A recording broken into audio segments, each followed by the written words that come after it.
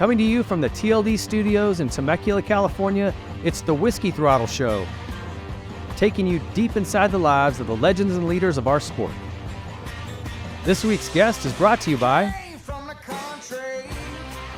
Yamaha, the leaders in the power sports industry. Motocross bikes, street bikes, adventure bikes, side-by-sides, quads, boats, generators. Yamaha sets the standard. Yamaha revs your heart. Method Race Wheels, the strongest, lightest, fastest wheels in off-road. Method dominates the off-road market with wheels for your truck, Sprinter, Jeep, or UTV. Go to methodracewheels.com/whiskey throttle for 20% off your order. Troy Lee Designs, built for the world's fastest racers. TLD blends elite level protection with industry-leading style and performance. Moto, bike, helmet paint, casual wear, whatever your passion, Troy Lee Designs is waiting for you on the next level. Nihilo Concepts, enhance your riding experience with superior products like the Start-Stop Conversion Kit, Fuel Petcocks, Frame Grip Tape, Lever Grip, Grip Donuts, Secondary On Switch, Billet Foot Pegs, Billet Throttle Housings, and so much more.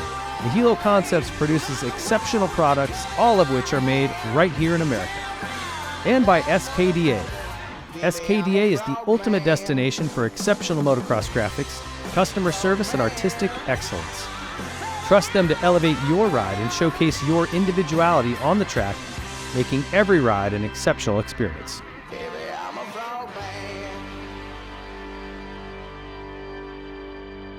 Hey folks, thanks for joining us here at the Whiskey Throttle Show. I'm your host, David Pingree, and I'm joined today by a friend of mine, a guy who I've been wanting to get on the show for a long time. Not your typical guest. We're definitely getting out into the action sports world a little bit, but he is a four-time Olympian, world champion skier, and just a hell of a stud, man, Mr. Daron Rahlves. Thanks for coming on, dude. Ping, good to see you. Yeah, stoked to have you here. We always talk about doing it because you're down here in town in the summer, and I'm like, well, we'll do it this winter. It makes more sense. And we just said, let's just get it done. Yeah, I mean, I do come down and enjoy some time in SoCal, and it's nice that we could hook up for a little moto, a little beach time, and you still haven't linked up on the ski hill though yet. Well, just the one time with Palmer up at that goes way back, man. That goes way back. Tuning for X Games back then. That's right. We start all our shows with the Method Race Wheels front end chatter. Those who are familiar with us will understand what we're doing here. They make the lightest, strongest, fastest wheels in off-road. If you guys are looking for wheels for your truck, Sprinter, Jeep, side-by-side, go to methodracewheels.com/whiskey throttle and you get 20% off. It's a big savings if you're buying a full set there, so check them out. So just a couple of questions here. How'd you get introduced to dirt bikes? I guess just loving speed. Yeah. My grandfather had a bike and just tooling around. We grew up at this lake, Clear Lake, Northern California, and he would cruise around, my dad too, and throw me on the tank. And there's one crazy story where his name is Lou, and came and saw my mom. He's like, "Where's Daron? I want to take him for a ride." He was like in flip-flops, tennis shorts, no shirt, and just all skimmed out, bleeding. She's like, "Lou, are you all right?" And he's like, "Oh, yeah, I just went down one of those corners, No big deal. Where's your kid anyway? Throw one here." Like, you're not taking Daron out for a ride. But I think just that kind of stuff, they had a Corvette too, and just hearing that noise, right? Yeah. It was just something that got me all fired up. You were drawn to it. So it was something I started doing with my dad and grandfather early age, about 11 years old is when I got my first bike. Okay. And you didn't really race back then. You guys just rode for fun. Yeah, it was really Carnegie Park out of Livermore, California, just hill climbs. Yeah. Trails. That's how I started. Okay. That's a fun place. It's like a playground. Oh, yeah. I mean, there's Blue Groove, just uphills, where you're just trying to keep that front end down. And we're just having a handful and trying to make these hills. And that's awesome. And you still ride quite a bit, at least in the summertime. Day in the Dirt, you're a pretty regular attender of that thing, and Surfer Cross here lately. Motocross is kind of like a big highlight too, but I think Day in the Dirt is probably the best one around for racing because you get a lot of riding time. Yeah. I've done a few races, and it's just like you have these 15-minute motos, and you're there all day long. If you maybe do 2 classes, so you get 4 motos, but it's a long day. A lot of sitting around. Yeah. But yeah, it's just more, I mean, I think practice days is what I had the most fun at, hitting up tracks down here, in Southern California, and some stuff up in close to my hometown. I live in Tahoe, up in Truckee, so like East Street or Hahnenkhamm. But your big thing up there is just trail riding. You guys have some amazing off-road stuff. It's killer because I could go to my garage. Yeah. Or just like a quick little throw the bike in the back of the truck and hit some cool zones. Or Nevada's got some great riding. And so it's a big variety. It's like woods riding up in Tahoe, really killer single track. A lot of stuff's underground, all the good stuff. Things are changing these days. But it's just free realm out in Nevada. You can go anywhere out there. Yeah, it's a desert. You can just kind of do whatever you want. Yeah. You've had some pretty big wins in your career, but I want to know where the Surfer Cross last year kind of ranks for you, because you and I ended up default getting teamed up. I apparently didn't sign up a form, so I wasn't even in the pot when they were pairing up the pros, and I just said, well, hey, just put me with Rahlves. Neither one of us is a pro surfer, but it's fine. And we took home the W. Yeah, it was pretty sweet. I mean, I'd say definitely more strong on the dirt. Yeah, we got our ass kicked in the surf.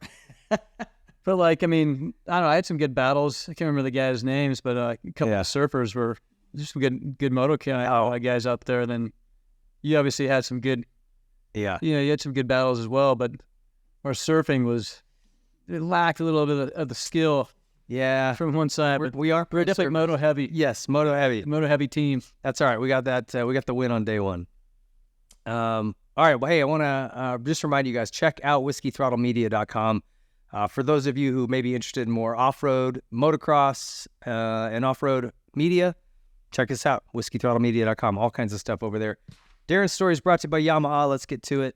Tell me about where you grew up. I thought you were always a Tahoe guy. But I read, no, it's you're up Northern Cal. Yeah, I was born in Wallet Creek, and that's in the Bay Area, East Bay. Yeah. And then went to school there until 6th grade, then went to Tahoe. Okay. But my family, we had a big tradition about going to Aspen, Colorado. My parents met there. My mom's from Austin, Texas. Dad's from Oakland, California, and they happened just to be there. Had a mutual friend. Okay. He linked them up, and so it was more like a family kind of like Christmas vacation. 2 weeks, grandparents, mom and dad, and myself, and then my sister was 2 years younger, and she came around. It was just one of those things that we did for 2 weeks out of every year. And then, actually, my first ever time on snow was my grandparents at 3 years old up at Squaw. Okay. Squaw Valley, and I don't remember it. It's just too far back. But my mom was all upset because my grandmother forgot to put sunscreen on me, and I came back and just. Red blisters, beat up from the sun. So your family weren't skiers? I assumed maybe your dad was an avid skier or something. I mean, he skied, but his thing was water skiing. He was a badass. Okay. Water skier. He did all the speed skiing out to Catalina. He did slalom trick jump. He held the world record for 6 years in ski jumping. Really? And this is back in the day, no helmet, just a little kind of PFD, wooden skis. I think he went 159 feet. It was actually in Denver where he set the record. But when he was 18, 19, he was just a freaking monster. And I mean, he was always strong, but he trained a ton. I think that's kind of what I got from him was just the grind, and really training a lot. And that's how to suffer. Yeah. Embracing that pain and suffering, and just knowing that's, there's a reward out there for that. But he could do stand up with a big, straight bar, 45-pound bar, 210 pounds. He could do stand up curls 10 times, 210. So dad was a beast. He was a beast. I mean, just in from water skiing, right? You see these photos of him just laid out and just freaking Popeye 400 veins. But it was just one of those, I don't know, I grew up every summer on Clear Lake, and, remember, being on his shoulders is wrapped around his face, and he's coming up on one single ski and ripping around. I'm just, hanging on to his head and sitting on his shoulders, and then, it says water sports in the summer and skiing in the wintertime. And so from up there, where would you guys snow ski? We go to Tahoe. Oh, that was because from the Bay Area, it was 3 hours to could be 8 hour drive, chain control, just brutal driving, conditions going up 80. And in a storm, it's almost impassable. I remember so my sister and I were going to school in Walnut Creek called Seven Hills, and peacocks and kind of all kinds of birds and stuff like around the. So it was a little out of town or what? It was like just across from John Muir. Okay. The hospital where I was born, and we lived in Clayton, which is like the north side of Mount Diablo. Okay. So, and it'd be getting picked up in the wintertime at 5 o'clock, like 3 o'clock after class, and do the 3.5 hour drive to Alpine Meadows where we had a house. Okay. My parents finally got a place when I was 7 years old up there, and then we were just weekend warriors, and just kind of like happened like that for about 5 years, and finally my dad's like, I've had enough of this drive. We're not going and doing this thing every weekend anymore. And like, really? Like, we're not gonna go skiing? Like, no, we're moving up there. So that was the start of it, really, and did you play any other sports as a young kid? I did soccer as a young kid, and like tennis, golf, kind of with my grandparents. I was competitive in tennis and soccer. I think those are the two, and then water skied a ton, and then grew up on Clear Lake. It's like, like what normal kids would have for a bicycle. We had jet skis, stand-up jet skis, and just started kind of ripping around and just having a good time, just getting a little crazy on jet skis, and just that was kind of our thing. We had a good pack, about like 8 or 10 kids on them, and then I started throwing out like milk jugs, tied a little rope with a rock, orange paint inside, and started throwing some buoys out and started racing those. And I got into a kind of a race career with jet skiing until I was 19. Okay. So through high school in the summertime, I was skiing all winter, and then I was like jet skiing and sailing. That was back when jet skiing was cool. Once everything went to sit downs, it really got to be lame, right? It would be like if motocross just went all to quads. Yeah, I mean, that's what was, it was easy for people to get on a sit down, something they're selling. And so the kind of money went to, what they're trying to sell and what they were selling. And yeah, I get it. It's just a bummer. But it was like, I guess, moto on water. Yeah. No way. Yeah. It was killer, there's a kid that Julian Beaumer, he's like a really fast amateur kid. He's a 7-time jet ski world champion. Wow. From Havasu. No way. Yeah. Yeah, that was the place. World finals. Yeah. Happy. Still is. Good times. So, one sister, right? Yeah. Okay. Shannon, yeah. Yeah. 2 years younger. And you guys still pretty close? Oh, yeah. We live in the same town in Truckee. And oh, okay. I thought she lived. I didn't know she moved up there. No. Well, she's been there, from the beginning. And yeah, she took over the family business, and that was beneficial for me too, because I was like stuck in the ski world, and she worked with my dad for a long time, and in commercial real estate, development and management. So how old were you when you moved to Tahoe? I was 8-ish. Well, no, 12. Oh, 12. Okay. Yeah. So for like 7th grade. Did you do a lot of racing before that point? When you guys, yeah. No, I mean, like, do you know what NASCAR is? Mm-hmm. So it's recreational racing. Local racing, yeah. Yeah, so it's like, that kind of got me going. Like, parents, my sister, every weekend, roll up to Alpine Meadows from Bay Area, from Clayton, and jump in and do a couple of NASCAR runs as a family. Yeah. And then go off and start skiing. And my parents just saw it, there's all these little kids on the ski team, the club team there, Alpine, and they're like, hey, let's put you guys in this so you have some buddies to ski with. Yeah. And then that kind of like was like a soft sort of race program. And then you start doing Far West, which is our region of races, just USSA, U.S. Ski and Snowboard Association. And just kind of just started taking off, and I was having fun, just with my buddies, and then competition. It was kind of always in my blood. Yeah. It's funny because a lot of your upbringing is similar to mine in Montana, where it was like all we did was sport, like you name it, I played it, whatever the sport was. The only thing I think I didn't do was baseball. I was playing karate, racing BMX. We were water skiing all summer, snow skiing all winter, dirt bikes, football, basketball.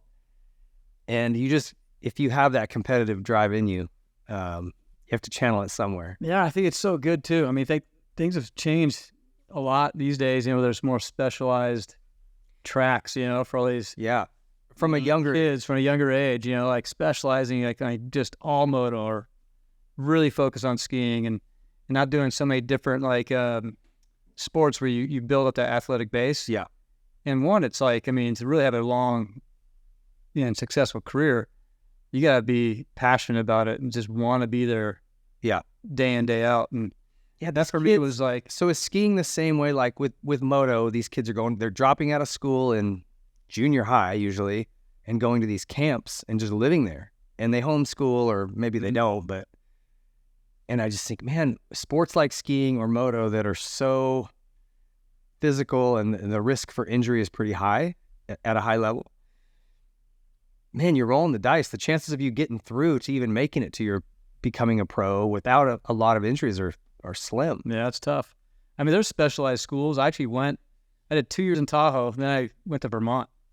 There's a big move. Yeah, we'll get there. I want to ask you about that because I think that's super interesting that skiing has that. Mm-hmm. We'll get to that. But so do you think that this kind of the new model of kids specializing from a very young age, is that bad?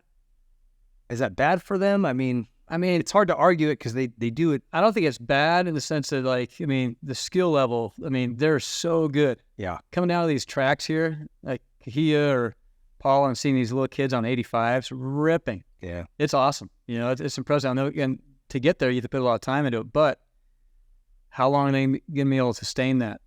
And in the ski world, number one, you know, female in the world, Michaela Schifrin, she's been like really specialized from day one. Oh, really? But that's rare, you know, for someone to stick it out. And she had a ton of success. She was world champ at 17, which is young in our sport. Yeah. You know, like skiing, it takes a little while. On the girls, they seem to be more competitive and like have some big success at an early age compared to the guys. They mature a little quicker than we do. Yeah. We're kind of idiots. It doesn't seem like it with our girls, but yeah. I don't know. They did, but yeah. I think specializing, it's great because they make such big gains. Yeah. But it's more just like that longevity, you know, and having a career for a long period of time is awesome. Yeah. And it's just, I mean, your head's got to be into it, and you just got to keep it fun. I mean, you have to know that you got to work hard, but like maybe not be on such a crazy program and be a kid, you know, have a little fun time and have something that you can get away from. Right. Moto. There, in a lot of sports and motocross specifically, you have about 10 years. There's like this 10-year window where you can sustain that intensity. And, you know, you'll have a couple guys go a little longer, a couple years longer. Some kids don't make it quite that long. But that's really the standard. You have a 10-year window of when you can psychologically and physically hold it together and compete at that level. Is skiing kind of the same way? Yeah, I mean, it's extending too. As there was a French guy, Johan Clary, went to 42 years old. And he did a second speed events? Yeah, second in the Kitzbühel, like Hahnenkhamm downhill last season. And he finally retired, but that's like, I went to 32. But that's abnormal, right? Kind of 30s, early 30s. Like, prime time is like between like 24, 25 for our sport, now like mid-30s. So there was like that, you know, that 10-year window for maybe like really elite skiers on World Cup. But, I mean, that's a long time. You're starting early. You know, you're starting these kids. Yeah. I mean, I didn't really start racing until I was 11, 12. And I took it till 32 on the World Cup. But, I mean, you got to put a good, like, 10 years in of racing before you even get to, like, say, the national team where you have a chance to go to, you know, World Cup or Olympics, World Championships. That's interesting. What guys did you look up to, like, as you were getting more into racing? What skiers did you look up to? Locally and... Yeah, I mean... And were you looking at World Cup? Like, not at a young age. I wasn't really focused on racing. Okay. Like, you know, our sport, it was more just having fun. I wanted to race because it was fast and it was... Yeah. Your buddies were doing it. You find out what you're made of, you know, you're pushing it and it was just a pack of kids I was around, my buddies. Like, we'd be just ripping on the ski hill and training and racing together, and that was fun. Yeah. And there's like that internal competition. But then you have a few like up in Tahoe, I mean, we produce a lot of U.S. ski team, like, you know, top caliber athletes, ski racers. And so you hear these names.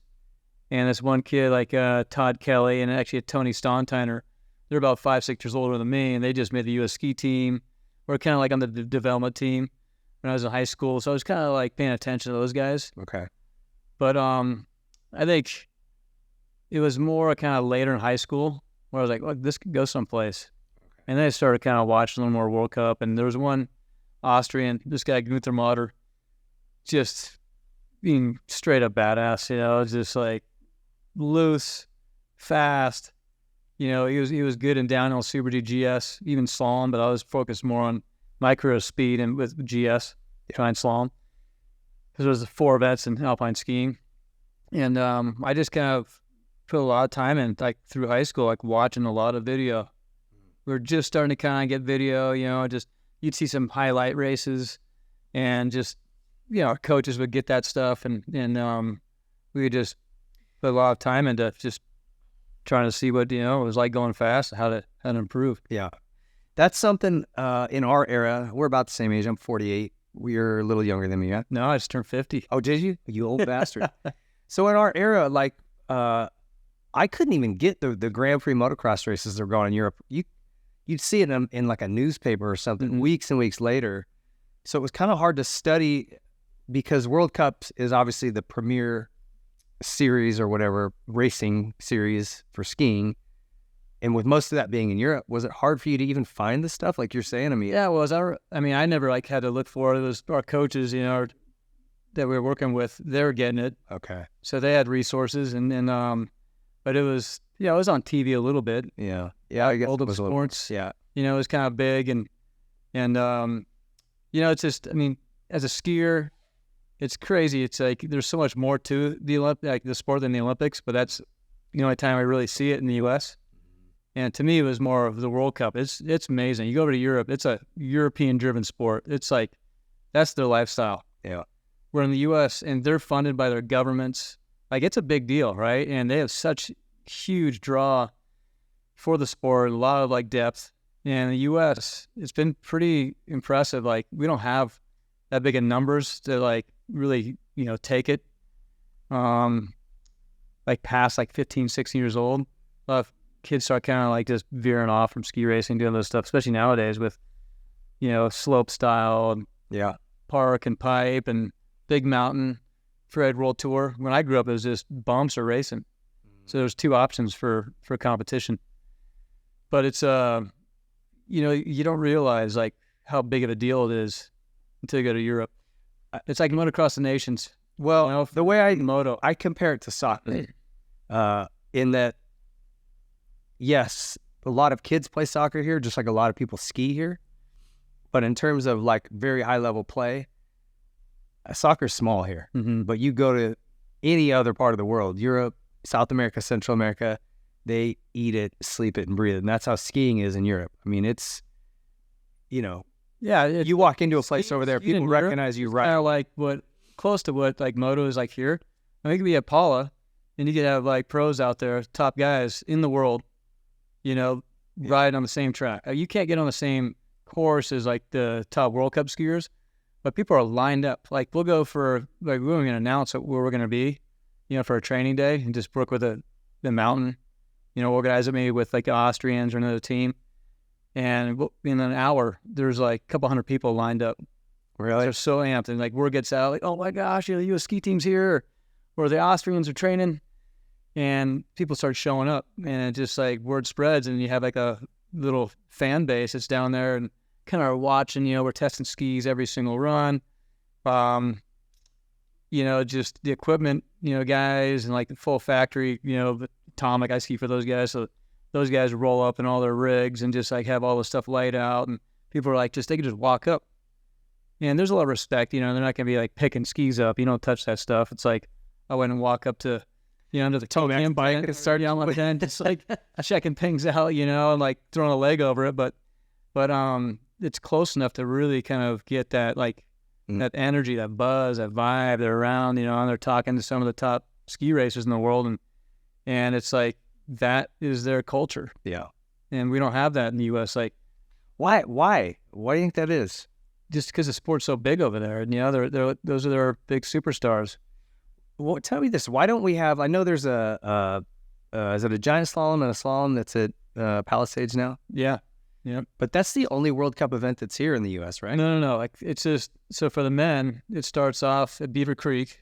Okay, that's Oh, the really? Birds of Prey. That's Birds of Prey. That's men's downhill and Super G. Okay, And then they go off to Europe. The women have Killington, Vermont, slalom and GS. okay. The guys come back to Palisades Tahoe, my home resort, for a GS and slalom race, and then they go the next week to Aspen for another GS slalom. So it's pretty cool. There's 6 races for the men's World Cup here next year. I think the FIS now is really understanding like the value of the U.S. North American market, so they want to have races here more. They want to bring the racers in, and Sophie Goldschmidt, a new CEO we have as of like, I think this is like going on her 3rd season. She's really been pushing hard and making some big changes with FIS and, bringing, the tour, World Cup tour. Is it harder to have speed events here because of our mountains? Like, why is there only the one? Yeah, we don't have too many mountains that can host there's requirements, vertical drop, distance, and all that. Tahoe, we don't have big enough tracks or like top to bottom runs to hold it downhill. I gotta believe Big Sky or Jackson. Big Sky, Jackson, they could pull it off. Jackson's actually trying to push for a women's World Cup downhill. Breezy Johnson, one of our top female downhillers, she's from up there, and so it's kind of reason like they're really like backing her, and Jackson Hole is, and so. And the U.S. ski team's trying to figure something out there, and that'd be great to see. Yeah. But, it's nothing like, we have on our big year at Beaver Creek for Birds of Prey, we maybe have like 10,000 people that show up for the fan base. And then you go to Europe, and you have like in Kitzbühel, there's like 60 to 80,000 a day. It's a different deal over there. But is that something that could build though? Is it just because we don't do a lot of them here, or is it the interest like soccer? I think it's the interest, really. I don't think it's gonna really ever get that much bigger. We have, it's just not part of our culture. Some of the biggest names in the sport, the Mayers, Bodie Miller, Michaela Schifrin, Peekaboo Street, Tommy Moe, Vaughn, Lindsey Vaughn, obviously, and I think that's really Lindsay and Michaela, they've transcended the sport. Yeah. And like Tommy did that a little bit too, winning Olympic gold and downhill and peekaboo. And that's where you start getting like bigger, more mainstream. You're right. It is really Olympics, but it's right? like, it hasn't really changed. Killington in Vermont, that's a huge fan base for racing. You don't have the options like in the West where you can go free skiing and just like charge around. You have runs cut between like really thick woods, these trails, and it's hard as just freaking icy. And so people want to be on race skis. They're like racing all the time, training all the time back east. So there's more of like a race oriented, fan base in the East Coast. But then Tahoe, like I said, like with our success of building a lot of like great kind of athletes. Bryce Bennett, he's still on the U.S. ski team. He's on there. Travis Ganong just retired. He got 3rd at Kitzbühel in his last season, which is the downhill you want to perform at. Yeah. And he's had a few World Cup wins as well. But like, those like kind of the more recent like male athletes, and a few other girls like AJ Hurt and Keely Cashman from the, Nina O'Brien. She's from San Francisco. Grew up skiing up at Palisades Tahoe, so we have some. Yeah, there's a lot of talent that comes out there. Snowboarding too. So draws like a good crowd for sure, and that was a huge deal this last year.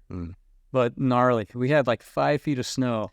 Yeah, you're telling leading up into the weekend, which is not what you want for racing. No, we had such a massive winter, and you want to have hard surfaces. It's like the harder the surface is, the less it gets beat up, and it's more fair. It's not like everybody's going around the track at the same time, right? Yeah.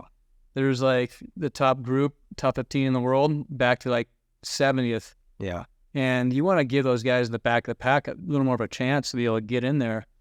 And ski racing in the tech events, there's a top 30 flip. If you make 30th on that first run, you're starting first.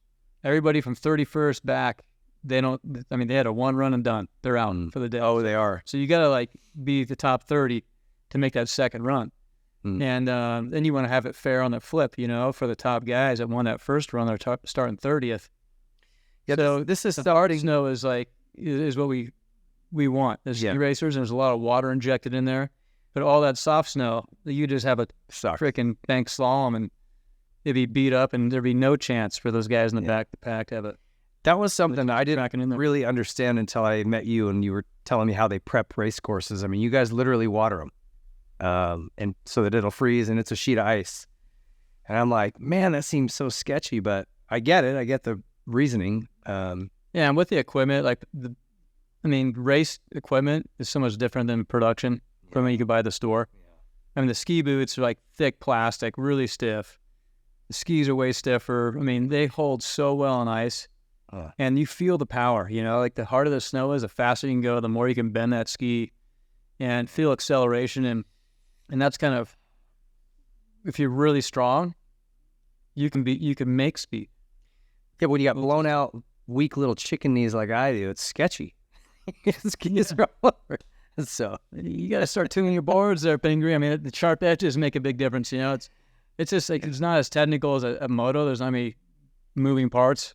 No moving parts really, but the bases, the construction, there's stuff. We're getting a new ski every week, trying to test new stuff to see how it would react on certain conditions. And you have stuff like set up for, soft conditions, really cold snow, warm snow, different wax, ice, different.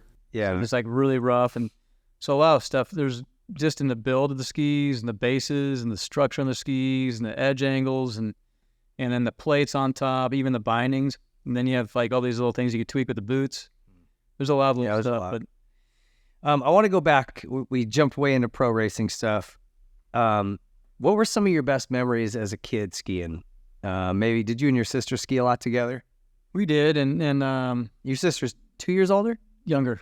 2 years younger, okay. 2 years younger. It's just, she'll be pretty embarrassed about this, but like she loves skiing so much that she wouldn't stop to go to the bathroom. She would just with her snow pants on. Back in the day, it was kind of like those more like tight, fitting pants. Yeah. And she'd just sit down in the snow and pee right there. In her pants? Yeah.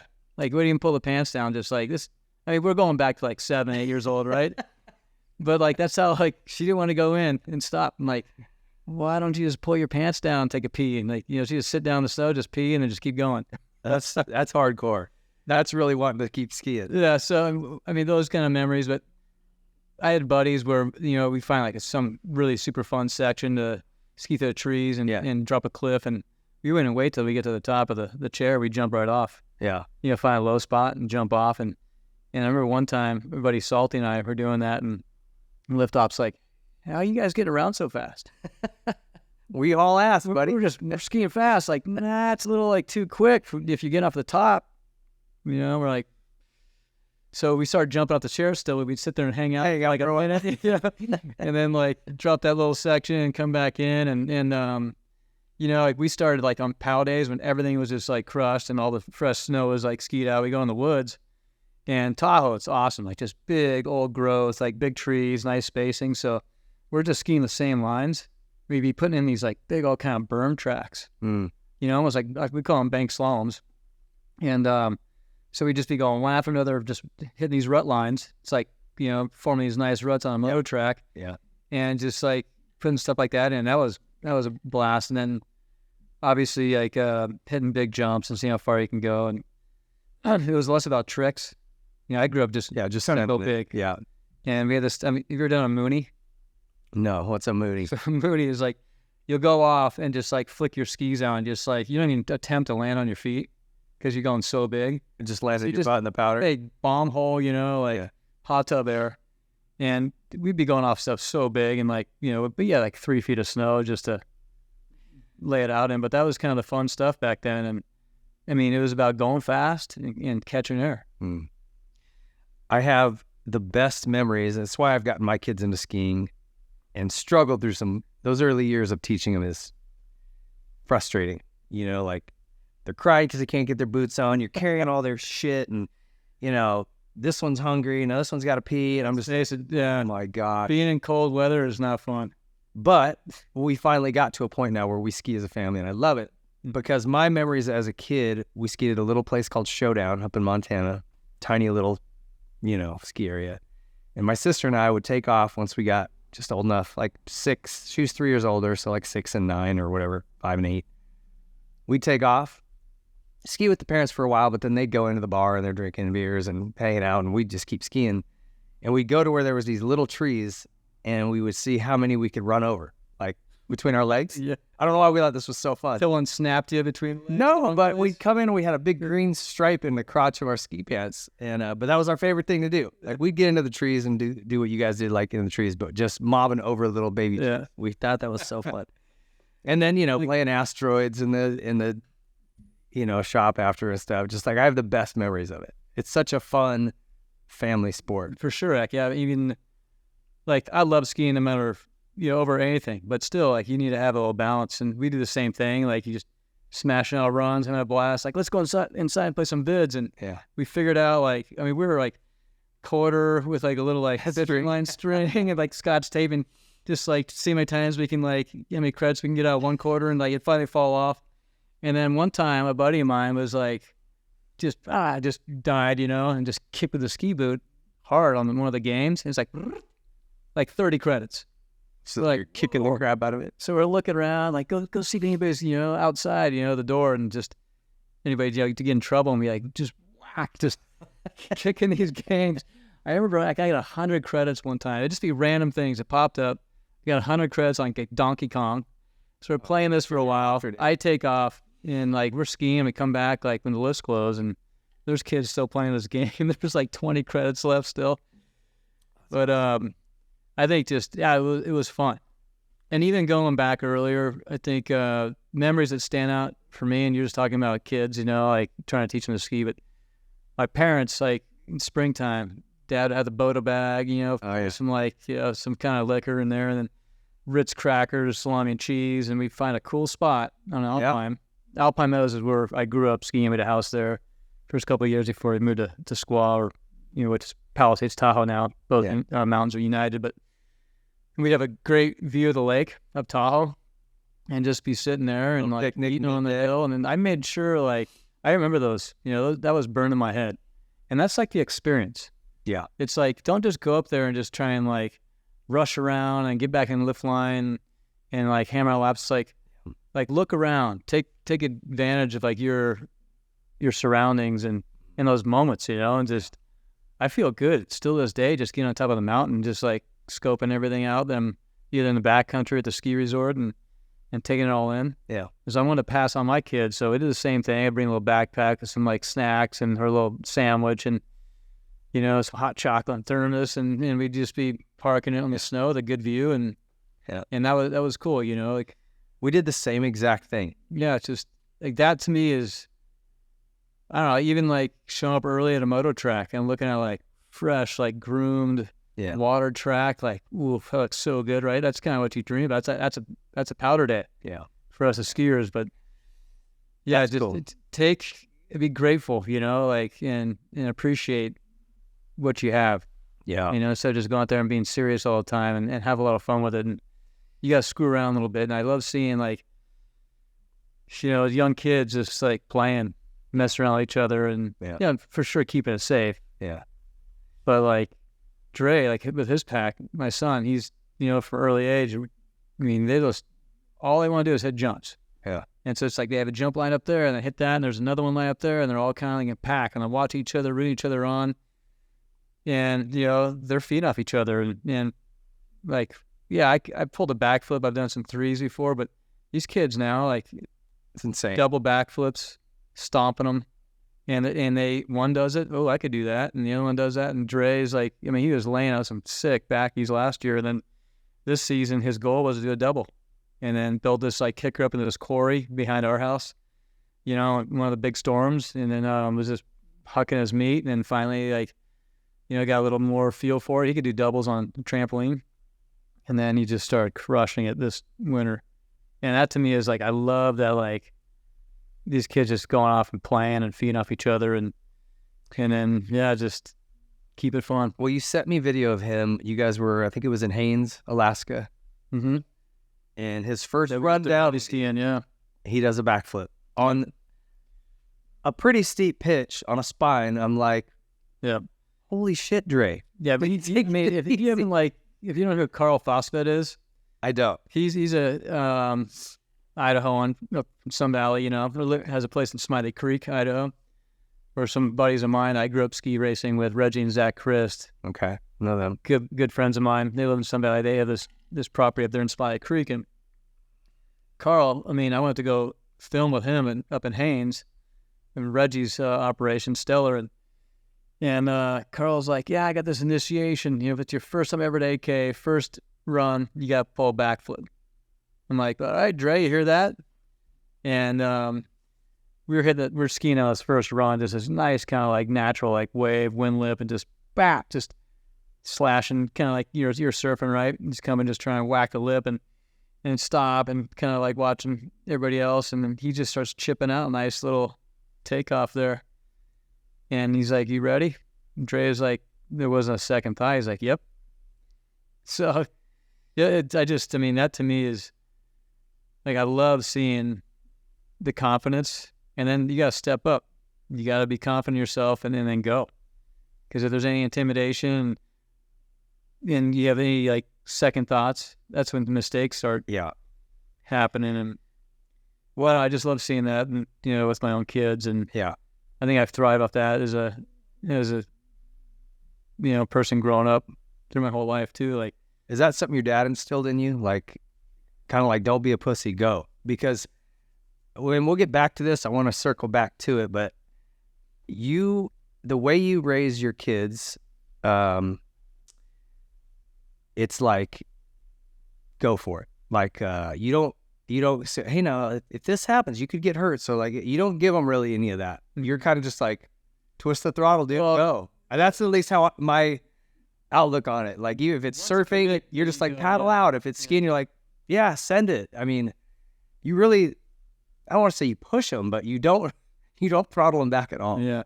I think there's you go over, obviously for me, I'm fearful of stuff for sure. Everybody. Are you? Because I don't, but I feel like you are. Figure it out. I calculate the risks. What's the worst going to happen?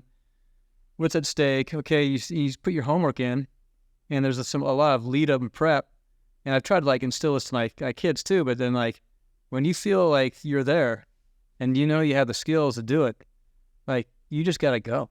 And I think that's for me. I would train so hard physically for ski racing, and that's why I really started loving moto. Was I get away with stuff more from just grit and just I'm loose. I don't have great skills, but I'll go for stuff. I get to a point I'm just got to go, and that to me helped me on the mental side to be a competitive skier, more because I was willing. I had a lot of a great skill set, a lot of thousands of hours skiing, and it's I'm willing to take the chance. Even that point, I made this, I started and kind of had, coaches help out, but I was doing this thrills and spills tape. So after every downhill Super G race, we get the TV feed from the truck, and I just cut out all the stuff that was close calls, something really kind of badass, a move or a nasty crash where the guy got up and skied away. If there's a bad crash and he got hurt, I would never watch that. But so it was basically build myself up in the team. We watch and just have a good laugh at everything that has happened at race day. And over the year, you start, accumulating so much footage. And it was the thrills and spills tape. Let's pull that out and get fired up. And damn, look, I remember this one kid wads up in Bormio. This is a really rough, icy track, and he's knocked out. And just his goggles get pulled down to his neck, and he's just face first. Just grinding his face down. It was like hamburger meat, But then he gets up and wakes up and then falls back over and then gets back up. But he ended up skiing away from that. Oh, really? And so I was God, he took such a nasty crash. But besides losing some skin on his face and maybe a minor concussion, he was all good. Yeah. And I think that is what really helped me step up in those more sketchy situations. And I had to find ways to be competitive. Because my size, I was not like built to be a downhiller, but I was able to take more risk. I had to figure out how to ski it cleaner and faster and go. Like I really broke down the line a lot, like optimal race line, and you know, you take chances with that, and it pays off. But you have to be really strong to be able to hold that, you know, those kind of forces. When you say you're not the right size for downhilling, what's the right build? What's like the, Well, I gotta say, like, stereotypical build? yeah, the best nowadays is like somebody that's like between 5'8", 5'10", just built like a freaking house. Heavy, right? You want Heavy, like a bowling ball, you know? So the taller guys, they're going to have more like wingspan and just like almost like air brake. So aerodynamics is a big deal in downhill. But back in the days, it was like the big guys were faster because there's more run and gun. A lot of like kind of, you know, just point it straight and then like sliding, you know, setting up for a turn and setting the edge and going. And as equipment evolved in skiing, more shape in the skis, you could just roll these skis up and just like rail turns, you know, like super clean at the top of the turn. And that's where you make speed.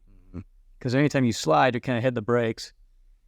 And it's like getting on the gas early in the corner, you know. I get that feels on a moto, rah, through there. And they're like tipping it up and really pushing hard at the top of the turn. Where you start bending the ski, you make bend and you accelerate out. And so that's, in my era, that's when things really started changing.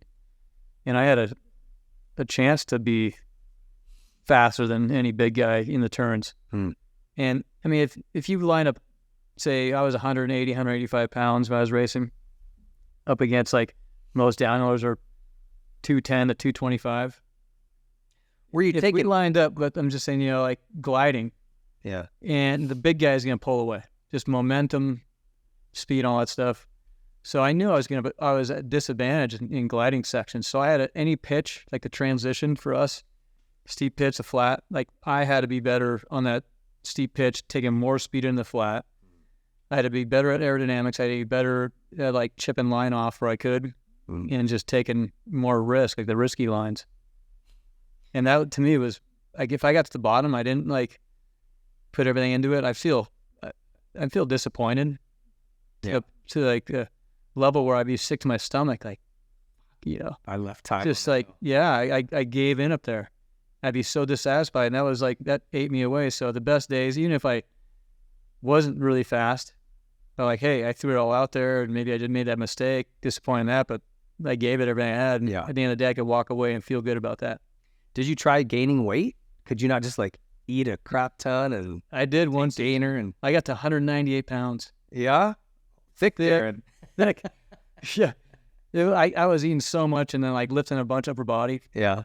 But I couldn't carry it. You know, like my fighting weight, like going into the season about 185, and I'd be like about just over 180. Like I do a really good job maintaining that and holding it right there. But it was like power. I mean, it was strength, you know, strength endurance is important, but like just pure power. You need to have that. And because our sports, the longest downhill track is 2.5 minutes. Yeah.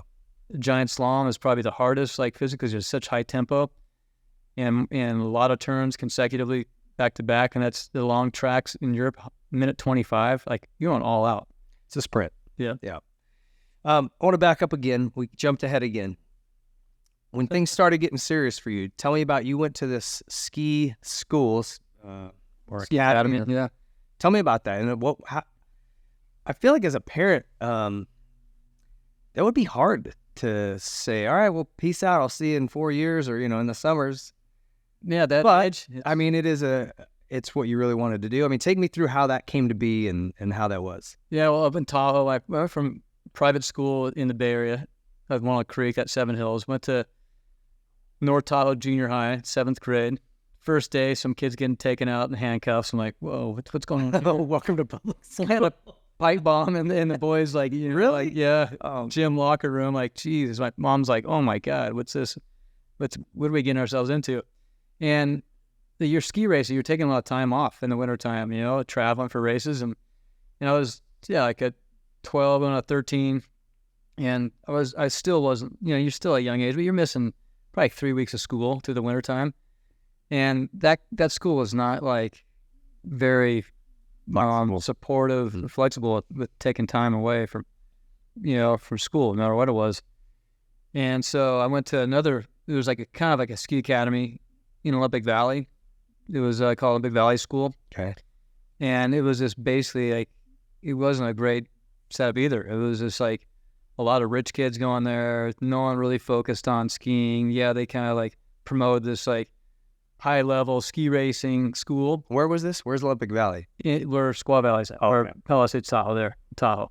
Okay. And I think one of my coaches is actually from Maine at the squaw ski team. He was like, hey, have you ever, thought about like checking out these academies back east? I'm like, didn't even know about them. I'm at 13 years old, 8th grade. And he's like, well, this is where all these like, kids are like that are really focused on ski racing, and these programs are set up for this. They, you train in the fall, you're taking like maybe 2 classes in the wintertime, but really focused on ski racing all year. So my mom and I went back there to check them out. And there's 3 big ones kind of in the state of Vermont. Stratton's at the bottom, GMVS, Green Mountain Valley School, is in the middle, and Burke Mountain Academy is in the north. And GMVS for me just was a better fit. Bigger campus.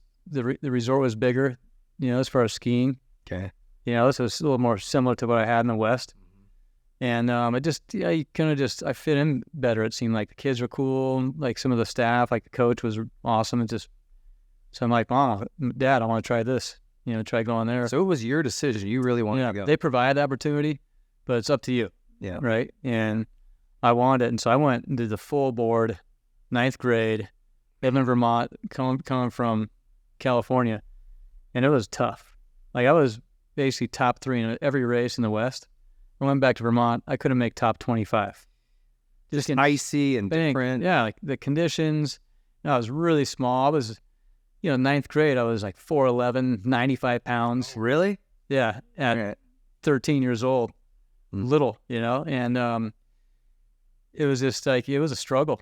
But what it did, it made me work hard. I'm like, I don't want to get my ass kicked and be one of these mediocre racers.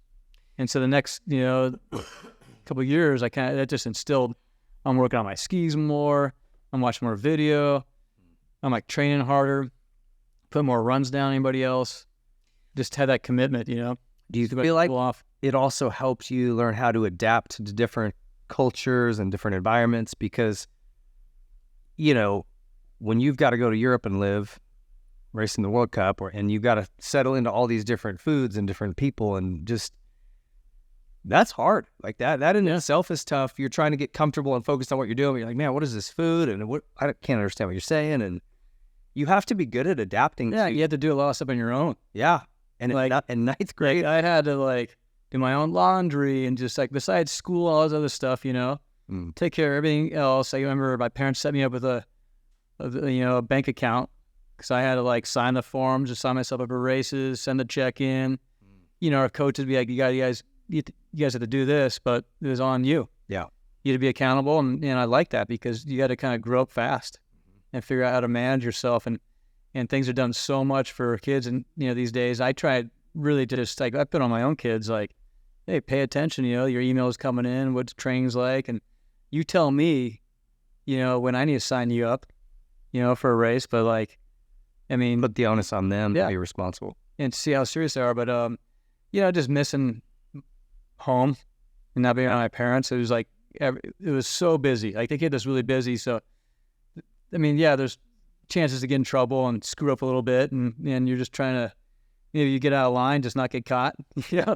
But the last thing I want to do is like a school like that. If you got caught at a party or you did something bad, you're suspended for like 2 weeks. The first, there was like, it was zero tolerance. Yeah. It was like 2 weeks, you're out. And you come back, you do it again, you're expelled. And the last thing I want to do is go home, to my dad and be like, yeah, I got kicked out for this. So was Dad pretty strict or like? Oh yeah, he was. You would not want to cross him. Yeah. He never like worked. I'm scared of his biceps right now, just the way you told me. But like, when we get out of line, I remember him taking his leather belt off and just like doubling up and snap. You want some of this? Like straight right up, like nope, like no sir. I remember, and then I did something bad with my sister. I dropped something in the toilet and had her go kind of like, look what it's a toilet and peed on her head. You're dumb. Yeah. Like 9 years old, whatever. My mom like gave me the full swirly. Like, I mean, luckily it was a clean toilet, but I would like stuff my head in there. Like, how's that feel? You don't ever do that again. But my dad, like, I'm like, next time I'm telling your dad, like, if this happens, like, I mean, you feel like you can get away a little more with your mom. Yeah. Or I did, but I didn't want to cross my dad. Yeah. And the last thing I wanted to do was kind of screw the opportunity I had to be out there, and it was a big commitment. So at that point, when you're in this program, did you start looking at, were you thinking at this point, like, I could do this for a living? Or was that still kind of felt like out? No, not even close. I mean, this is, some say, like, 14 years old. I just want to see how far I could take ski racing. It was fun. I was never looking at a career. Okay. I just, especially my first year, go over there and I'm not even close to being competitive. But it made me just, like I was saying before, just really push and just see, what the gains I can make. Yeah. So through that 4 years of high school, were you just doing national stuff? Yeah, I started, I think it's about 16 is when I started like coming back, and having some better results.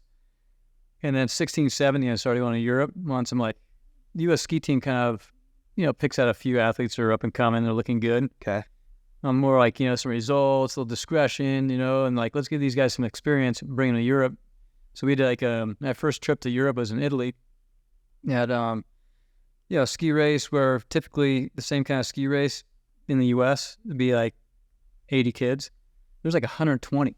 And I was like pretty much in the back. And they're firing them off in 20-second intervals. So it's really fast, just trying to get through the field. And I remember like in the start gate, I see a gate that was just like hammered out of the hole is laying in the track. And they're like, I'm like, what about that? Fix the gate. Like, no, go. Like basically I had to go. Oh. And, the guys were coming down, trying to like set the course back up. Some guys doing some maintenance, but I came in there, had to jump that gate, land on the ground, and just like, there was chaos, big ruts and finishing way in the back of the pack.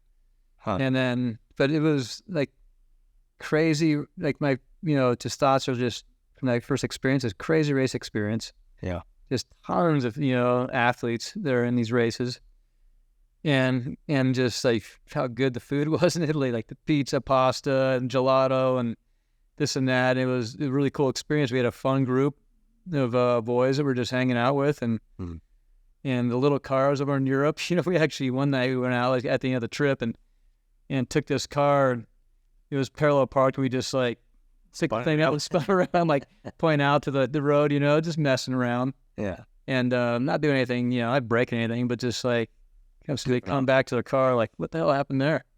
Just goofing off, having a good time, and then I think at 17 is when I started really making some like bigger progress, and that's where like, okay, my goal now is to make the national team. I'm going to make the U.S. team, and then like start racing World Cup. So did you ever go watch a World Cup prior to actually competing in one? No. Oh, really? Okay. Never went to one live. It's just like we would, even before I started racing World Cup, where I was on the U.S. ski team, like say the D team, there's a team, top 30 in the world. B team, you got to be top 60 in the world. I think it goes C and D. Okay. And D's development team, you're just kind of like, it's just named the team, you get the jacket, but okay, here's like, progress you could start making. And we were over in Europe and racing these FIS races and just listening to, the radio for traveling on World Cup races, or we're listening or watching TV. In Italy, like, the place was shut down. Remember Alberto Tomba? Yeah. Tomba. I have him on here. I was going to ask you about him. So, like, in Italy, it was crazy. Like, anywhere we were, I mean, especially in mountain towns, because we're chasing, skiing. Yeah. Like, you could not get any food or nothing like that. They'd shut down just be watching the race. Really? That's how intense it was, right? And that was probably the coolest thing. And just like, was that just northern Italy where the Dolomites are or whatever? Yeah, pretty much. Okay. Yeah. But that's kind of like when I really started seeing like just how excited people were with the sport. Yeah. And then, just on the U.S. team, you started talking to, the guys on the World Cup and going to the Olympics. And who was on that A team when you kind of first got on the U.S. team? Yeah, it was Jeremy Nobis with like in GS. this guy, Matt Grosjean, slalom, tech guys. And I was a GS Super G skier, so I was kind of in between tech and speed. Okay. I wasn't racing downhill when I first made the team, and then the big guns, like a couple years out from that, were Tommy Moe, AJ Kitt, and Kyle Rasmussen. Okay. And those three guys were all like on the podium, winning some races. Not very consistent, but they're like number one in the world at certain races during the season. And so that was kind of like that was my. I guess I was chasing those guys. Yeah. That was my kind of like standard. Okay, if I can be competitive, these guys are training. And we have like U.S. ski team camps down South America or Colorado, and I'm nipping on their heels. Like I can be in there. And I started doing that. And that was the thing. Like I was coming out every single day for training, just trying to hunt those guys down. And I started having some like fast runs, and things just started kind of like started building for you. Yeah. So at what point did you make it to the A team? Well, I made the U.S. ski team at 19, which is a little kind of like a year or two behind like most guys my age. Okay. And so I was just a little behind, and it was good because it just made me fight more, right? For that position. And at 21, 2 years later, I was fourth in a World Cup. So I made big gains in 2 seasons. And I was on the A team in that year, and it was pretty cool. I mean, trying to chase these guys down, training, and not even racing World Cup 2 years later, there with them.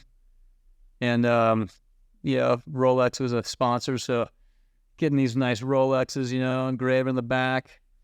That's pretty cool. U.S. ski team, 1995, A team, your name on it, and just those little kind of like perks, and just like and at night, at 21, I was still young for a ski racer then to be that competitive, and that was kind of what kickstarted me there. But I had a good run for 3 seasons chasing those guys, and then they all retired.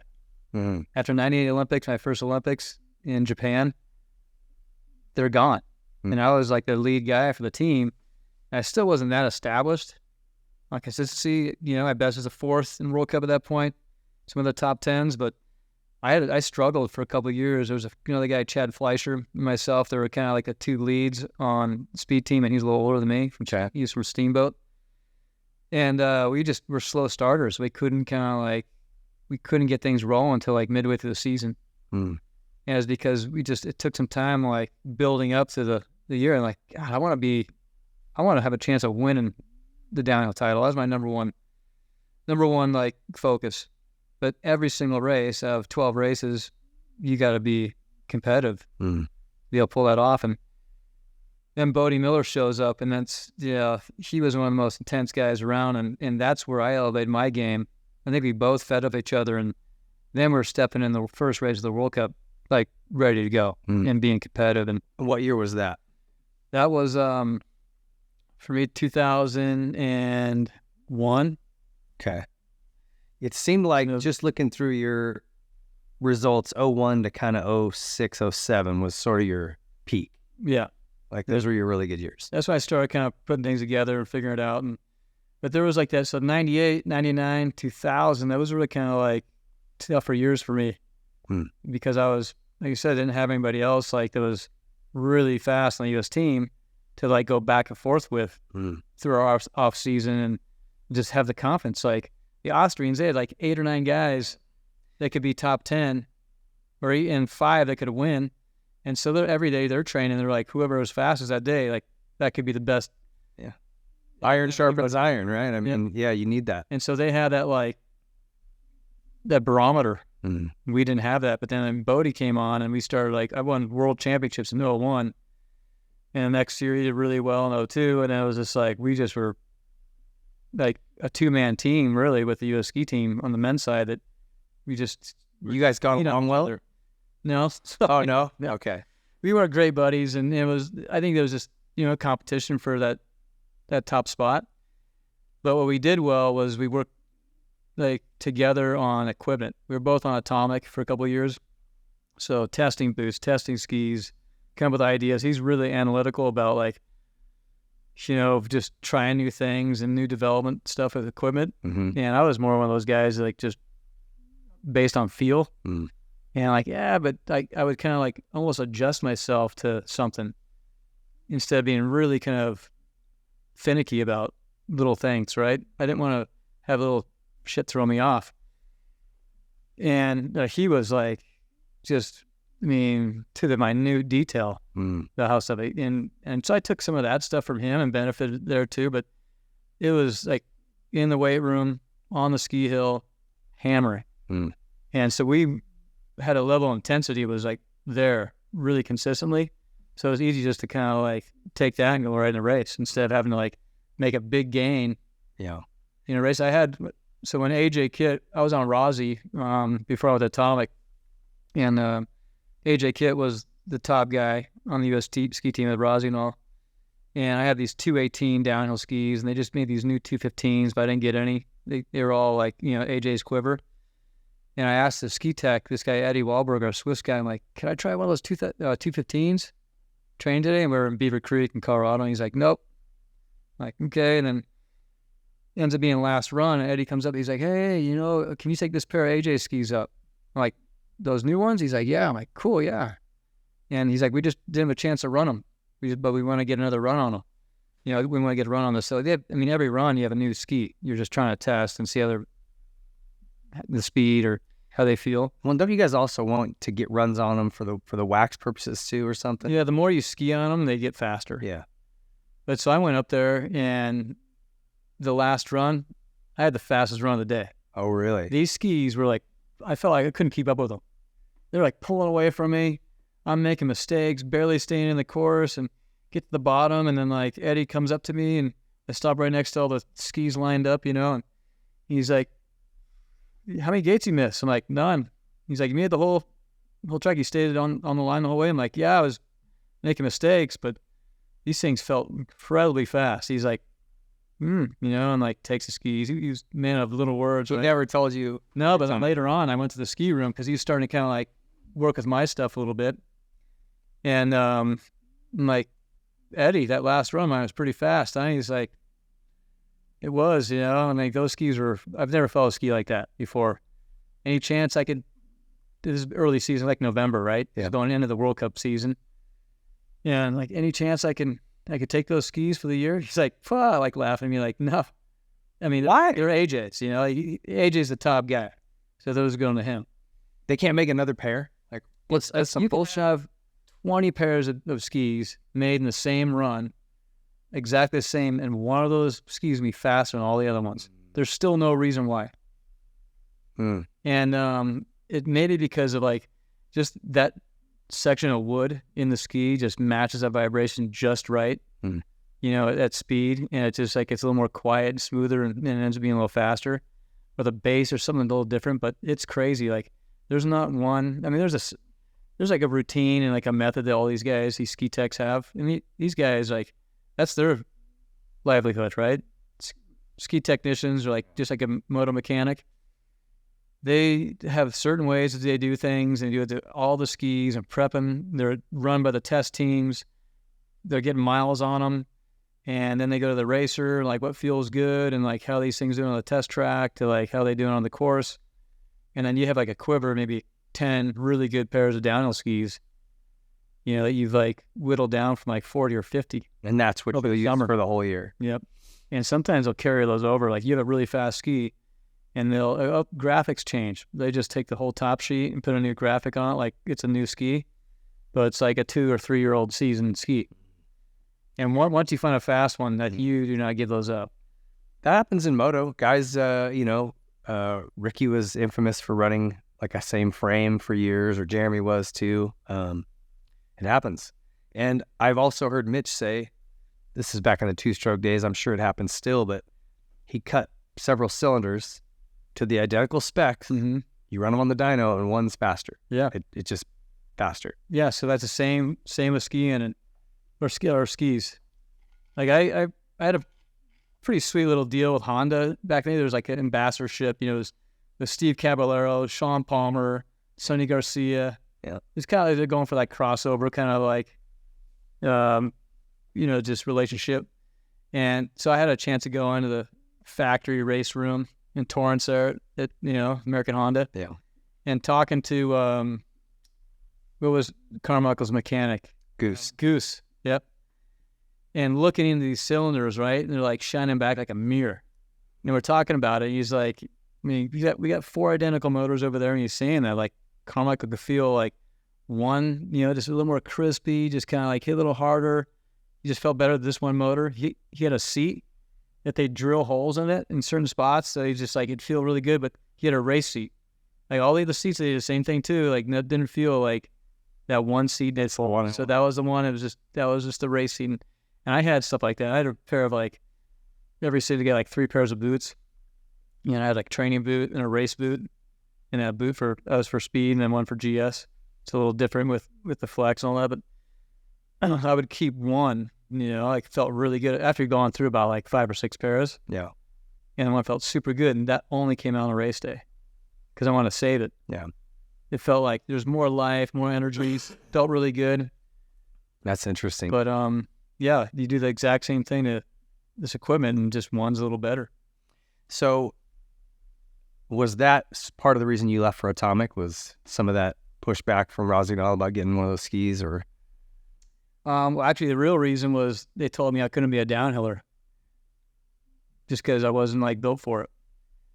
And I was 7th in the Olympics, my first Olympics on Razi, and then that was 98, and then that was Nagano, right? Yep, and then 99, some top 10s, and then going to the season 99-2000.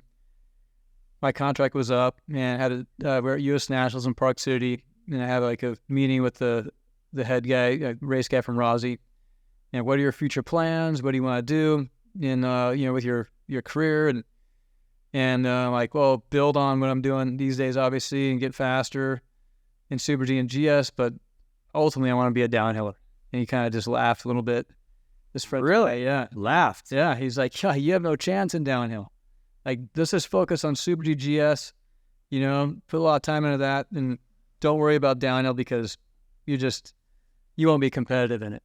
And it kind of lit my fire. I'm like, I got a little more pissed. Yeah. Like this guy that's running like my program on the Razi side doesn't believe in me or want to support me with my dreams. Mm. And I kind of like didn't really push back too much on him on that, but just walked away with like, geez, like, a little deflated. Yeah. And so we still had some testing set in Switzerland like a month later. And I went over there and they had a ski that's all white top sheet, basically just to kind of use this as like a reference, or just like compare this one to all these other Razzies out there. It was an Atomic ski. At this point, Atomic had like 8 of the top 10 guys in the world in downhill and Super G. It was a force. It was like the dominant brand. And like, they're doing something right, so I want to try them.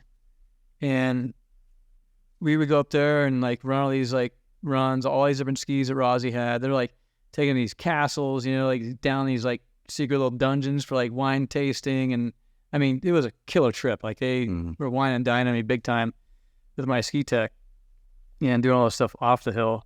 But on the hill, I ended up being faster like every run on this Atomic ski. And like, you guys got to figure it out. And I ended up like put an ultimatum together and like talked to my agent and then my ski tech, and I'm like, okay, let's set up Atomic head-to-head test with Atomic and Razi in Mammoth in 2 weeks, or even like less. It was like a week and a half. Go back home and get on it right away, and then I'll make my decision where I'm going to go, because Atomic was like, yeah, we'll support you. You want to do downhill? We're all behind you. Mm-hmm. But it came down to like, I was one of the top guys on Razi at that time, and the pay was like a huge difference. But I was like, my agent was no support from the brand. Yep. And so, you know what? I wasn't there for making money. I was there to win.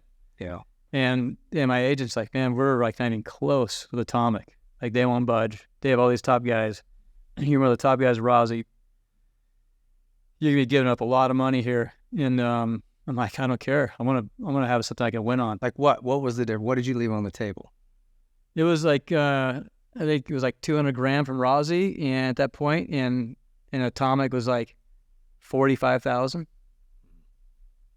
Big difference. Big difference. But I'm like, So now, let me ask you a question. but if you start winning, Right. then you start making some money. And I was like, you know what? You can make that up in the difference in your results. 3 turns on these Super Gs that I had from Atomic were just like, that was it. There's lights out. Like, oh my God. Your ski tech, did he work for Rossignol or Atomic, or did he work for you? You hired him, like he was contracted through you. He was contracted through Rossi. So he was a Rossi pay guy because he was with AJ. And when AJ retired, I took him over. And he was a Rossi guy.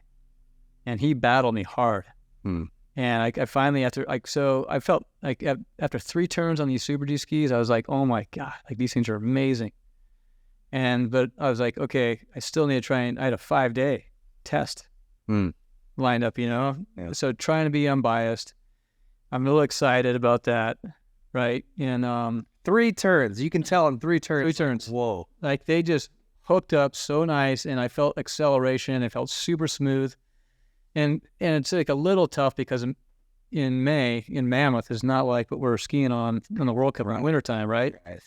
But I'm like, they are definitely working for all these other guys. And, they feel really good. And I am being faster on Atomic, like every run. Well, you know, it was Europe, right? Yeah. And that was like it was the second test. And I'm like, okay, my gut feeling is I'm going to be better on these skis, and a change is nice. And it kind of like infused me a little bit. Plus, I have support from Atomic, and like Rossi's telling me like, don't even bother, you don't have this. And like, there was no trust in my dreams. And so it was like a whole different program. And the French were a little harder to work with. Austrians were really great to work with. Through my career, I made definitely the best choice. But the next year, I went 2 World Cup downhills on Atomic, first year on them.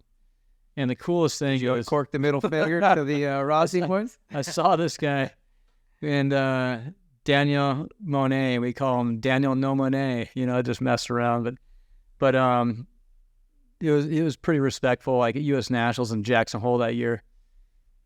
And the U.S. Nationals goes just different, like, resort throughout the U.S. every season, and he's like, wow, I'm impressed, like, congratulations on your first 2 World Cup wins. I'm like, yeah, even in downhill, huh? Wasn't a GS or Super G race? And he just shook his head like, like, you got me there. And there was no animosity, but what he did is he fired me up more. And it was maybe you owe him a thank you. Yeah, and it was a right decision. Yeah. And so, like, I linked up with this young guy, Mark Irvin, call him Dooley from IMG. I had this guy, John Franklin, who was like running the program with AJ Kidd. I was kind of like, anything AJ did, I want to do. Yeah. I wanted to take a ski tech. I wanted to go where he's like, because he was one of those guys that did really well. Yeah. As far as like success on the hill, but also success like off on the business side. And so he's a mentor in a lot of ways for me. Yeah. Like, hey, calculate your risk a little more. You got speed, but you can't be making these big mistakes. It's about like being fast out the bottom, give to gain some places. Like, this is how the best way to communicate with Eddie, to get the best stuff, and just other things in my career. But, I don't know, where was it going with that? I'm not even sure. Yeah. But like, I think it just, it was a great move, Yeah. to go from, and one brand to the other, like, had the support. And that's a big deal. Like, even if you have stuff that's like even, if you have some group that's behind, like your support group, like really behind you, you get support, you're going to make a lot more progress and gains. Man, I see it over and over on this show. We talk to racers who say, I had these 3 offers or these 4 offers, and these 2 teams were definitely better bikes, but this one was so much more money. And some of them made the right choice. Some of them made the choice for money. It's hard. They always regretted it. It's hard to back away from money. It's hard, but okay. So that, now I know what I was talking about, but Mark Irvin Dooley, so he was a young guy, and John was like, we'll set him up like we got all the, relationships with brands and but he's like a good fit and he has time to take you on as a new skier.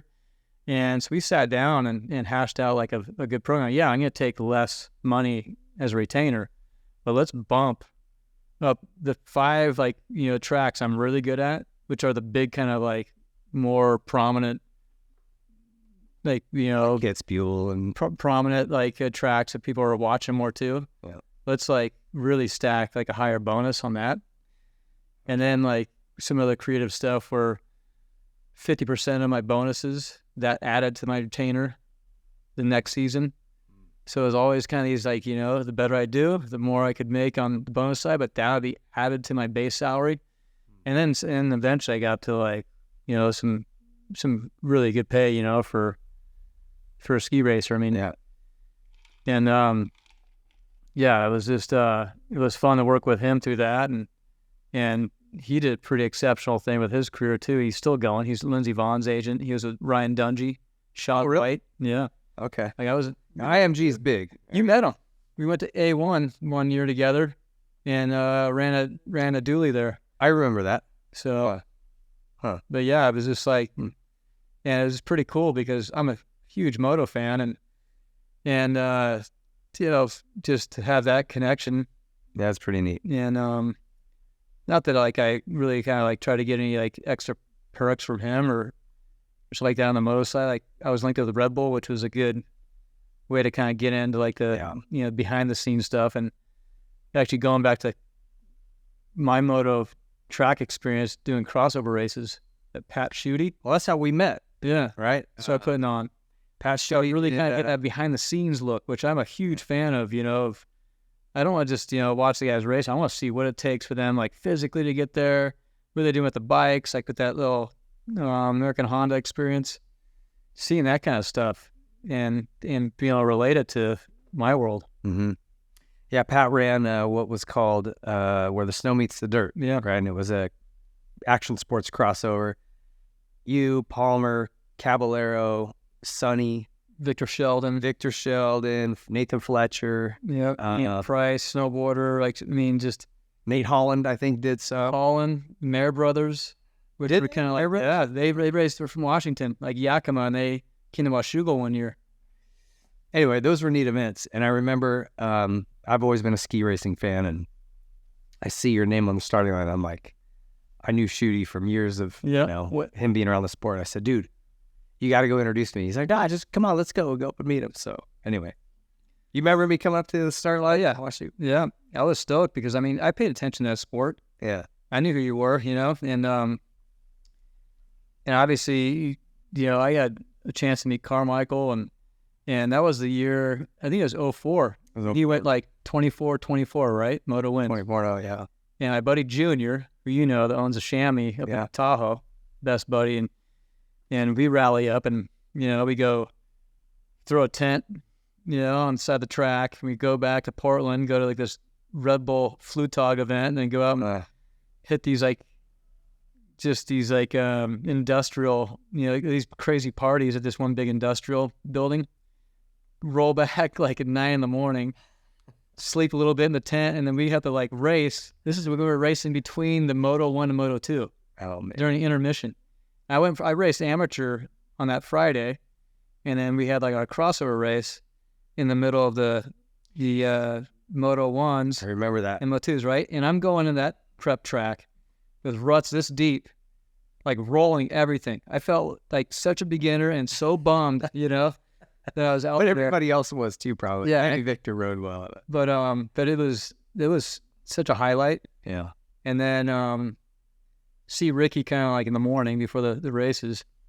He's like, yeah, roll by after the race, and this is my buddy. He's I'm a bus driver, and you guys you and Junior can hang out in here and after the awards, and we're there, and Carmichael comes in, takes a shower there, and he comes back out, and we're mixing Jack and Cokes, and I'm like, really? You drink a little bit? He's like, yeah, just once in a while, not much, but I'm like, that's cool, because I thought you guys are super serious about your intake, and he's like, yeah, well, we are, but that's what I think made him strong too. Time and place. Place is always his can't thing. Be so strict, it's a little moderation here and there. I mean, obviously there's a program to be on, but I became a bigger fan of his, like right there, where he was able to loosen up. And I had two big parties during the season.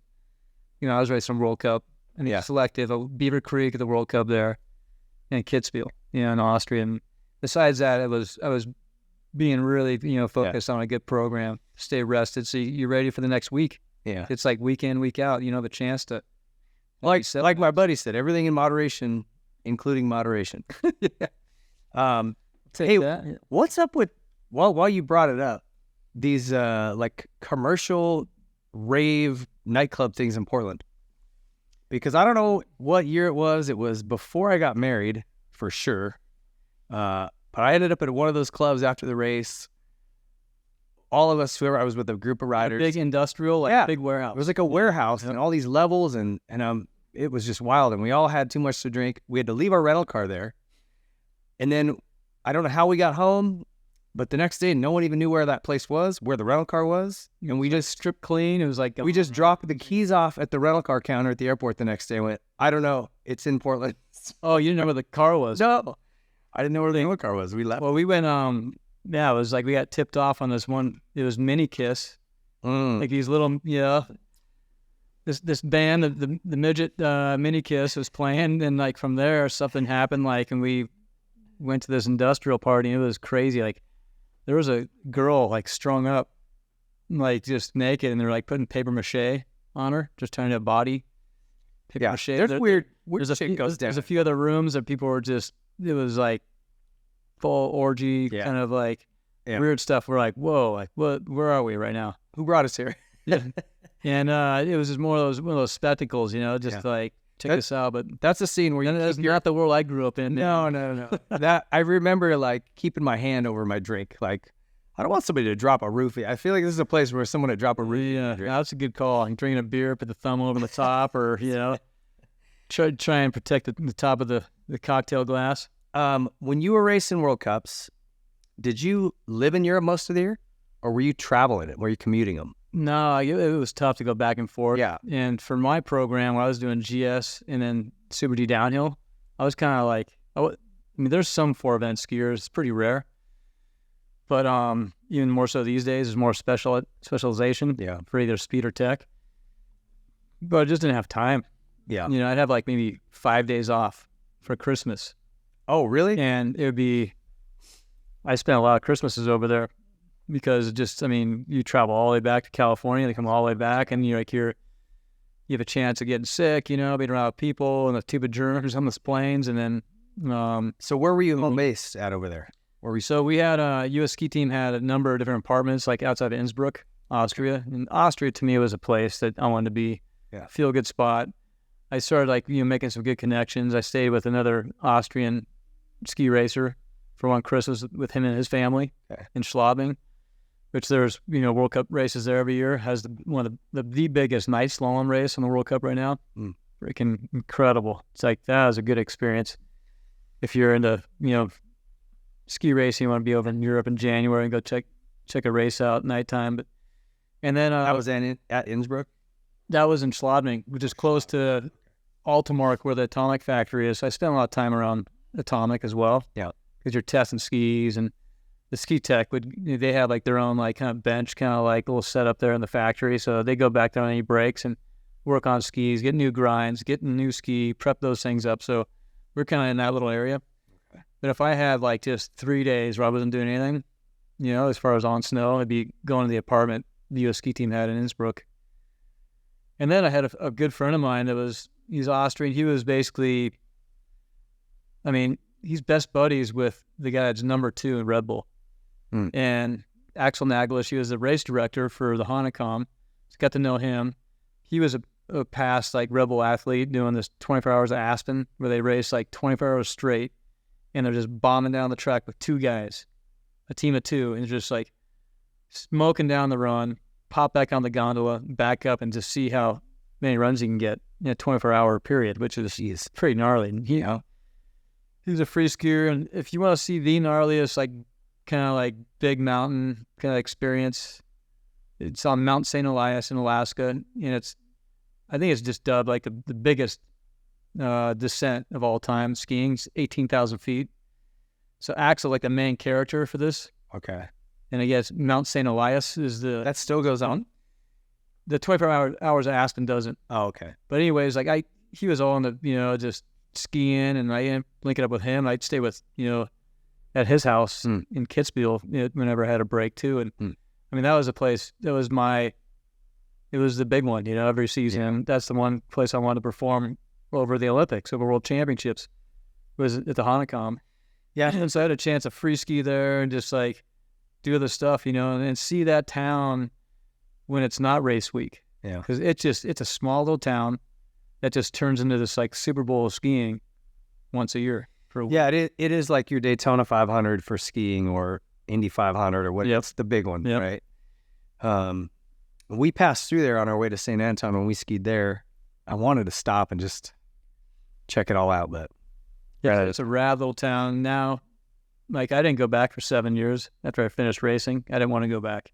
really, I didn't want to be there and see others, racing it without me being part of it. And then I talked to Axel and like, hey, Powder Magazine wants this big feature story in the mag.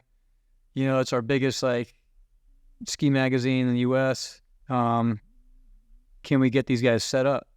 Right? Do they have access on hill? And he's like, why don't you come over? I'm like, I don't want to come back. I'm still not ready.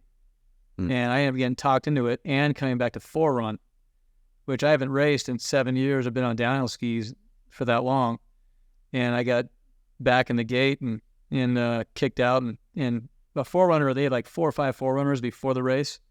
Basically test conditions, see how things are going, test the timing, everything's good to go. So that when the first guy goes out, racer, there's no questions. yeah. And they'll like the Forerunner will come down, they'll be on the radio, at the bottom, like, you have any comments, how to run, any sketchy situations, on the hill, like, and which is kind of rare. They're more, they're just like, I'll just run it and for everybody to get a feel of like how its speeds are, how big the jumps are. Yeah. But that was terrifying, man. And was it? But I got back in there, and by the second run, after being out for 7 years, I am like on race day 28th. No way. Yeah. So that was like, just to me, it was just, I wasn't taking the risk that I was before, but I was still gunning pretty hard and somewhat in the mix. It felt pretty good. That's still in your blood. Did you have a decent time, like an easy time adjusting to life in Europe? That culture and just everything, did it kind of... I mean, at the beginning, when we were younger, like you said, different language, food, this and that, but started getting like, find this one little spot. This is a good place to go. And you start making these routines. Like every place we go, every week, it'd be, we're going to hit this little spot for dinner. They're fired up to have us there. So you meet the owner too. I guess that helps. And it's just like, it kind of feels like home. Yeah. So like, to me, that's what like I needed, like to feel comfortable and just you see the same guys year after year. And familiarity. yeah. So my last 5 seasons, like it was just kind of like clockwork and it felt good. But, the food's great over there. And it's more like just, you can go to a lot of places and get like good home cooked meals. Yeah. A lot of places you go to are guest houses where the family lives behind, the restaurant or upstairs, and that's their livelihood. They have a few, rooms people stay at, or they have a restaurant, and that's their home cooked, like food they're normally doing. And so it's like, it's a really kind of like comfortable feeling, especially in, let's say in Austria and Switzerland. Those are the 2 favorite countries for me to be in. All right, we got more here I want to get to, but we're gonna take our TLD timeout. So stay tuned. We'll be back with more Daron right after this. There's a new product on the market that's going to help you with your riding and racing, and it's Elevate Action Sports. If you've not yet gone and checked it out at elevateactionsports.com, it's a collective of riding coaches, the likes of which has never been put together. Grant Langston, Ryan Hughes, Jeff Emick, Johnny Campbell, and myself, David Pingree, bringing all of our years of experience in professional racing to one place with professionally produced videos and all kinds of supporting staff to help you with your mental side of racing, your physical side, your bike setup, your bike maintenance. We cover it all. Get to Elevate Action Sports right now and join the community.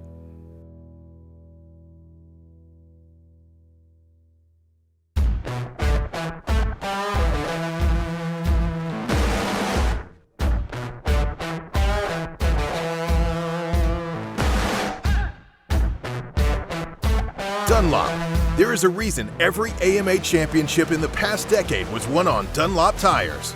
They are the best. Choose the best performing tire and a brand that has never wavered in their support of our sport. Choose Dunlop. Pro Circuit. Pro Circuit products are designed with one goal in mind: winning. Through passion and hard work, Pro Circuit has operated the most successful 250 team in the history of the sport. They use that same formula when developing exhaust, engine, and suspension parts for every brand. When only the highest level of performance is acceptable, trust Pro Circuit. Since 2009, Seat Concepts has been dedicated to making the best aftermarket seats. More comfort, more grip, more riding. For 10 years, we've continued to raise the bar. Innovation and American craftsmanship make Seat Concepts the world-leading manufacturer of power sports seats.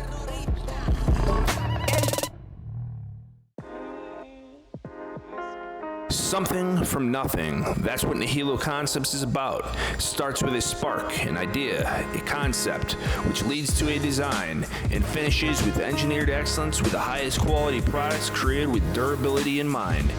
All our products are made in the USA at our state-of-the-art facility in Stuart, Florida. Whether you are a weekend warrior, ride for fun, or at the highest level of competition, Nihilo Concepts offers innovative titanium, aluminum, and carbon fiber parts for your dirt bike. We offer a wide variety of products that you can customize to your liking. Browse our site for foot pegs, brake tips, engine components, specialty tools, frame grip tape, lever grips, carbon fiber components, motor stands, our secondary on-switch, plus much more. Head to NihiloConcepts.com and see for yourself why factory teams like Red Bull KTM, Rockstar Husqvarna, Troy Lee Designs Gas, Orange Brigade, Club MX, KLM Gas, and some of the fastest riders in the world choose Nihilo Concepts.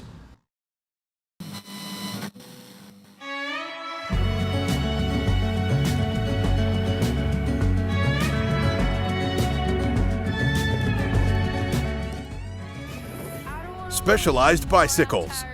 Specialized leads the way in the world of bicycling. Whether it's cross-country racing, downhill, e-bikes, enduro, road, gravel, dual slalom, dirt jumping, or all mountain bikes that do it all, Specialized has the perfect ride for you. The brand is synonymous with engineering excellence and innovation that steers the industry. Visit your local Specialized dealer for a test ride and see just how good Specialized products are. I try to keep on keeping on.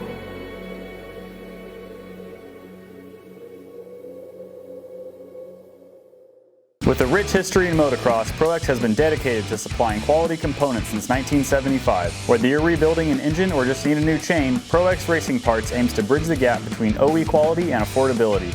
ProX has over 9,000 part numbers and over 60 different product types that are manufactured by highly reputable or even OEM suppliers and are offered at affordable prices to help keep riders on the bike instead of in the garage. Visit ProX.com to search parts for your bike or check them out at your favorite online or local dealer. Audio Jungle. The guys are just breaking in their race bikes, which will leave on the semi this Saturday to go to the first Supercross for our coast in Orlando. So the guys are just be goofing off a little bit, do some cool photos, do some cool videos. When you go racing, you want to do well, but a big key is keeping the bikes on the track. That's why we chose to work with Motul. Expectations coming in as a rookie is just to try and get my feet wet and honestly just send it, see where I end up and do my best out there, but just ride aggressive and ride like myself in practice and I should have a good time. Challenges of this sport, I believe, is just simply staying healthy. With how fast we're going and what we're doing, your margin for mistake is really, really small.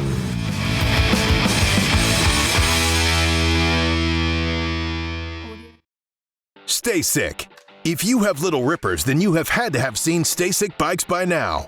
We have created bike and experiences that allow kids to develop sooner and empower them to find their own ride. From learning to ride to sharpening skills, the Stay Sick promise is accelerated growth. Whatever path your family chooses, it's going to be the ride of your life. Stay Sick Stability Cycles. I'm on vacation every single day, cause I love my occupation. Hey, I'm on vacation. If you don't like your life, then you should go and change it. Hey everybody, welcome back. That was your Troy Lee Designs timeout. Get over to troyleedesigns.com and check out all of the moto gear, all the new summer lines out. Helmet paint, if you're looking for custom name, numbering, or just a full custom design. Mountain bike gear, they got it all. We're stoked to be partnered with Troy Lee Designs, so check those guys out. Daron, getting back to your story, I want to talk about Olympics. You did 4 different Olympic runs, right? And that's right? Yep. Take me through each one of those. You kind of, as you're going through your career, obviously you're pretty young in the first one and then kind of hit your stride in the second couple. What's that like? And how did each run go for you? And what events were you doing? Yeah. So overall Olympic experience was, you're proud, to be part of that team. And yeah. And I was blown away how big of a deal it was with my first experience in Japan. And unfortunately, I was just racing GS and Super G there, and I didn't get a chance to come in and run the downhill training days prior to the Super G, which had been a help. You kind of, at that time, you're on the same track. You're going to feel for the terrain, the snow, and I could have not been in the race at all, no problem in the downhill, but just use that training as a benefit and advantage to go in the Super G. But our coach at the time just didn't want to take the risk. And I wasn't really kind of a seasoned downhill at that point. I was just starting to do a few training runs in downhill. And I think that was, to me, it was a little bit of a letdown because I didn't have the same advantage as everybody else. But raced the Super G and GS, nothing spectacular. But it was just all right, Salt Lake. The next one, home turf too, right? In a way, or U.S., soil. And I won world champs in 2001 and third in Kitzbühel that same year. Coming into the Olympics in 2002, our last race was Kitzbühel. Our second last race was Kitzbühel, and then went to Garmisch, Germany, but I ended up crashing in the downhill there. Oh. And I was fine until I decided to get back in the course. I had smoke, just nail in the fence. Both skis came off. And I couldn't believe it. That was number one race, the Hahnenkhamm, and I just crashed. I'm just sliding backwards, popped with my boots. I have no skis, and in our boots we have some lifters, and they're really smooth and fast. You can boot ski on them. Okay. So I basically grabbed tuck and just kept going on the ski boots. Really? And then made it for another couple hundred feet, and then hooked a toe and fell forward. I'm just sitting there damn it, this is a real deal. This just happened. Yeah. But not hurt though. Not hurt, but the story gets a little better where the binding, the back is locked down, and I can't get it up. It won't click up. And in Austria, they use the infantry, the military, to help prep the course and do all this stuff. Hands on. Yeah. Buff the hill. And I'm hey, you guys have a screwdriver? You just jam this thing up. And why was it? Because your din is so stiff? No, the way I came out, just it was locked. It wouldn't come back up. It was jammed. I'm trying to push down and pull up on it, and I can't get the heel to come up so I could actually step back in and ski. Just slip down the course now. My race is over. And these fans on the outside of the fence, and they're just see what's going on. Rahlves, USA, still the best, whatever. They're fired up. I come over there, give them a high five, and they're drinking beers. You got another one of those? And they gave me one. I slammed one there and threw it to the fence. Can you go pick that up? Oh yeah, we'll get it. They're all stoked, And so I have for me, when I was in the race, at race time, I'm pretty much down to nothing. Not much food in the belly. Just trying to feel light and all that. So, gun and a beer. Yeah. I was feel a buzz right away. And so I go down to each section where I have a coach and just explain what happened really quick, shaking my head, all pissed off, and get to the last jump that goes in the traverse before one big jump in the finish.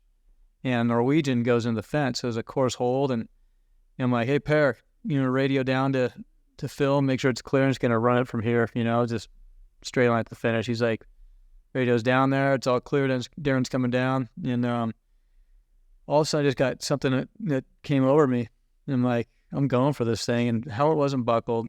You know, the strap was off. I just grabbed, tug across the finish line, came down. Like, I just need to do one more thing for myself because I was so amped. And I'm like, plus, there's a lot of fans here. Throw a little show out. Plus, I'm a little hammered from that beer. It wasn't Kodak courage, but it was a little extra, you know, in the buzz. But I ended up like just popping this thing like a big Nordy jump, where you just jump and just throw the skis like that, so you catch a little more flight. And I'm going mid 70s, right? And I get this like wind under the skis, and I'm like, oh no, there's no coming back from this. So my head's between my skis, just trying to get the chest down, and the hills is dropping away from me. I'm just keep going up. And at the last second, like, there's no way I'm pulling this off. So I threw my skis out to the side and just took the hit on my side, slid. A ski came off, my helmet came off, lost the pole, popped up on one ski. You know, I'm like skiing back to the finish line, into the finish arena, and stop, and the head guy from the fist comes running out at me and just like grabs me by the shoulders and starts shaking me so mad after he kind of saw that I was okay. And I grabbed him back and started shaking him back. I'm like, you don't know how much this means to me right now, how mad I am, like, for crashing. So lay off. I kind of just push him off, and, you know, you got to come, you know, we have a meeting, you know, after this, and, you know, expect a big fine for that. This and that was super, like, uncalled for, not safe, and, like, bring it on. I don't give a shit, you know. Just had to walk out of there. But I had a rib out of place, and it took about a week to get it back in there for everything just to relax. And well, but that was going in the Olympics in 2002. I kind of shook that off, and I, you know, felt okay. What events were you doing in Salt Lake? I was doing downhill Super Team GS. Okay. And the downhill is the premier, you know. Yeah. It was the big one. It's the first one of the Olympics. And I had something where I wanted to, like, try in the race. It was gonna, if I pulled it off, it was gonna be faster. I didn't want to show it, you know, until race day. Yeah. But I made a mistake. It was a big pre-jump on the upper jump. And I ended up just because I didn't test it before, I was just going off of, like, you know, I'm going to go for it on race day. And if I pull this thing off, it's going to be, you know, some, like, time I'm going to gain. You know, I just pre-jumped too high and just kept going. Another huge error. And that stacked on about 8/10 of just, like, flight time. And so I just blew that one. And then 2006, I'm coming in that season with 3 World Cup downhill wins at third in Kitzbühel and on fire, like leading the points. And where was this one? And then this in Sestriere, Italy. Okay. Torino was the main city. And we had it. Every Olympics is preceded, for the most part, 2 years out with a World Cup race as a test. Okay. And they don't really want anybody on that track the year before to give any extra advantages. I ended up winning that World Cup downhill there. So I'm, like, going in, like, to the Olympics as the, you know, one of the highest ranked downhillers. I was the last one to, you know, win on the track, and had a smoking fast training run. And then Bodie, my teammate, he was 2 guys ahead of me, and he goes out and then comes across the finish line off the podium. And our ski techs are working together, and they had 2 sets of skis up there at the start, and I was locked in a minute out, kicking out of the start gate, and I get grabbed, kicked out of my skis, another pair of skis laid down on the snow. I was like, "You're going on those now." And I'm not even asking any questions. I'm trying to get, you know, prepped mentally, and that minute out, I'm like, that's usually my time. Like, you might get some yelling, but no one's, like, coming up and telling anything else. Like, you're getting in the zone. And I go, and I skied well. I came across the finish line. I was like, you know, like 7th. I was, like, shaking my head like, you kidding me? Because that was my race to win. And I felt, I was so mad, and I'm on just snap poles, like, right there in the finish. I was just trying to hold it together, and I'd be so jackass there. But do you feel like that change screwed you up? Yeah, it did. I mean, the fact was, like, they thought, and Bodie was on the same exact prep that I was on. And they switched me to another prep because they felt like, oh no, the skis didn't work for Bodie. But what they didn't get was a mistake that he made at the bottom. And so they're, like, figuring he had a good run. You know, it was just the skis were a little off. And in ski racing, I mean, a little bit of time. Puts you back, you know, quite a bit. in all the sections, we have like breakdowns, like 5 or 6 different sections in a downhill. Shows you your ranking, speed going in, speed going out, your time. And I was like 3 to 4 tenths, just like slower than like the train run or the other guys too. But I had one section that was icy and bumpy, and no skis were in play there. Just how you skied it. I won that by like 4 tenths. So I was skiing good, and in a place where equipment didn't matter. Like I was, I took that split. But yeah, I went to the ski room later that day and just was like, Tom, like what happened there? And he was just shaking his head, like tail between the legs, and we screwed up. And you're trying so hard, and that was devastating for me. I called it my retirement at the beginning of the season. So I was like, how can you say that now? Like the season hasn't even started. Like, well, I'm done. Like, but I'm gonna make every single race count. I'm gonna put as much as I can into it, savor every experience. But I'm like all in for, like, I have been all in for the last couple of years. But this is kind of like I'm walking away from the sport, and so it's gonna make it a little different feeling, right? And that was just crushing, right? And I was able to rebound. Like I finished up the World Cup season with a 2nd place, and but that was a tough one. Like I never maximized like my potential at the Olympics with without a podium. And that's like for our sport, it's a big deal. And going back to what I said earlier, in our talk, like the downhill title for me was number 1 because that shows consistency and fit the whole season. And I came up a little short there. I was second a couple of times, a 3rd and 4th. Over my last couple of years, so I was in the hunt, but never took the title. So that would have been number 1 accomplishment. The number 1 race to win was the Hahnenkhamm. I got that, which is rad. But the Olympics was a big deal, and that's where it's just one more thing I didn't have. I won World Championships and a 2nd and 3rd at Worlds also, but the Olympics never on the podium. That was like just like the gut punch. And I still like. It's crazy. It just pops in my head randomly here and there. I think about it, but what I can like walk away with is just like I gave everything I had. No regrets as far as that. It's not like I came in there unprepared or didn't try hard enough or didn't put myself in a position to be at that level. It just didn't happen. And the craziest thing is the only time I ever in my career that little ski swap happened, and it was a little controversy. Like a lot of Americans are talking about, like, oh, you have an Austrian ski tech, you got sabotaged. To me, no chance. Like this guy they made a judgment call, and I mean, his heart was into it. He tried like unbelievably hard, to like do the best he could for me for years. It seems crazy though that they wouldn't have talked to Bodie and said, "Hey, was that a clean run?" But so like I think Bodie was 20th, I was 22nd starting, so there's one guy in between us. And so they're like kind of shocked, like, damn, and like, what do we do, and I'm like, upset and like, oh man, did we screw something up? We should get the other set of skis for Daron. And like, there wasn't enough time to really make a good judgment call on that. And like, or they didn't call down the coaches and like, what happened? I mean, went off. It just seems like he could have just said, was that a clean run or did you have mistakes? Yeah. And he could have said, I botched this turn. And then that didn't happen. Yeah. And on TV, like there's a TV at the start. So these guys are watching. But like when it's so tight, sometimes you can't really see the line. And he blew this one like a pulled wide, and he made a mistake there. And it's kind of hard to like visually pick it up. Like if you're watching like, and the sport, if you're watching live. Well, and the course, where the line should be. You could see a mistake a lot easier than you can on TV. And that's just something like, even with this day and age, I'm trying to help the TV side, especially like Palisades Tahoe. We had a site inspection 2 weeks ago with FIS and TV guys and all that. Like, how do we really capture this as close to reality as possible? Yeah. And then, like, I mean, just look at all the stuff now with drones and how cool that stuff is, and just having tight shots to show kind of the action, but just like a bigger scope of like, just terrain, and just trying to bring that into play a little more.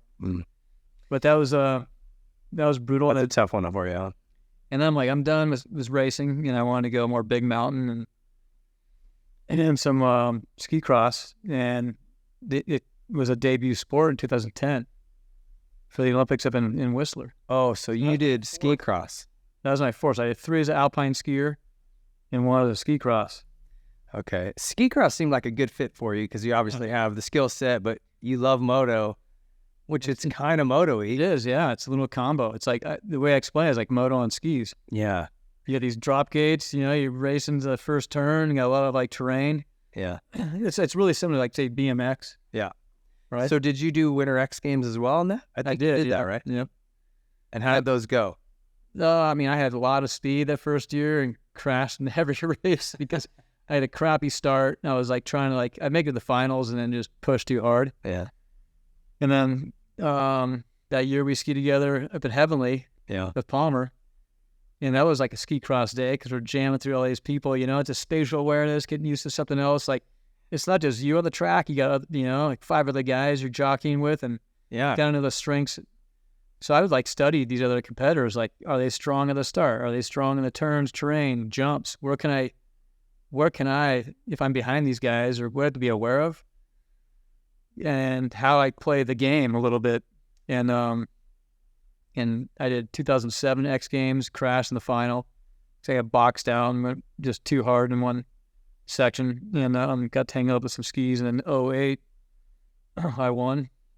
Oh, you did win X Games? Yeah. Okay. And then I thought you did. I just couldn't remember. And then leading the 2010 Olympics, like, I had to go back and start racing FIS again, like over to Europe to qualify for the U.S. team. Basically had to have like, you know, 2, you know, finals like appearances, so making the top 4. And I got a 2nd in Austria and a 4th in Lake Placid, New York. So I was on the team. Went to X Games for one final, you know, fun race because that was like the most challenging and fun track. Yeah. Big speed, a lot of like rhythm, terrain, and big jumps. And I ended up like wadding up and dislocating my hip. Oh. Less than 3 weeks from the Olympics. And that was an injury I was plagued with at the beginning of my career. I had 3 years or 3 hip dislocations in my early part of my career. And then had about 8 seasons where I was good. And then all of a sudden I started coming back. Mm-hmm. And so but I kind of had it down to science. Like, I remember you telling me to PRP. Yeah. I did a lot of like pool therapy, had a great physical therapist, and I ended up getting back on skis in like 10 days. You know, the hip was a little sore, but like I was like, hey, I can't give this opportunity up. It happens again, just gonna suck it up. But you know, this dislocation, but I'm gonna go for it. You have to go out there and like qualify like mediocre, but to advance the next round, you have to be top 2. And in the second round, I was like in second, kind of right behind the guy, just hold my own. 2 turns to the finish. There was like 1 bowl turn and a nice like kind of like kicker. So it was almost like a big like, you know, transfer hip jump. And I'm coming in the corner setup just like on that line, and some Frenchie came in after the last desperate charge, and right when I'm taking off, he just like punches his tips right in the back of my boots, and we both go like upside down, land on my back, on my side, just like, and I just moment like hip, oh, it's good. I couldn't even breathe. I got back up. I went as hard as I could. There was 1 step down jump to the finish. I went off the step down jump, and the guy in 4th momentum and just passed me like right before the line. Jeez. So I had a rough go. Yeah. The Olympics, man. Olympics were your friend. What's the experience like though? You said you were surprised it was such a big deal. Like Olympic Village, I've heard stories. There's a lot of fraternization between you know, different athletes. Sports on athletes. Yeah. I mean, just think like it was just sinking in. Like, I'm on a team that's representing our entire country. Yeah, but we're doing that in World Cup, right? World Championships all the time, still. But it's just, there's a lot of media attention, eyeballs. It's a way to showcase our sport, which is small in the U.S., to everybody. Yep. And it's a premier event, pretty much, for the Olympics, but or the downhill. So to me, it was just like having that opportunity. Mm.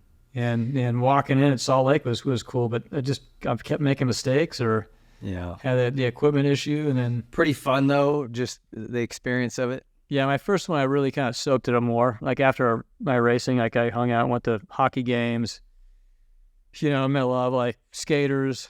Partied with the Canadian or the American women's team, hockey team. Women's hockey? Yeah, and they were like they partied harder than any other guys I know, like chewing and drinking and wrestling and right. There's a few bobsledders there and they lipped up. Yeah, they lipped up, man. And I just like meeting other athletes. It was cool. Like offline, we had a little talk about Michelle Kwan, right? Yeah. And I was her at the Olympics, and then she reached out like a couple of years later, like, hey, I'm in Tahoe area, never been up here at the lake, and you mind showing me around? So it was cool, to like build some other relationships there, meet some Russian, skaters, and it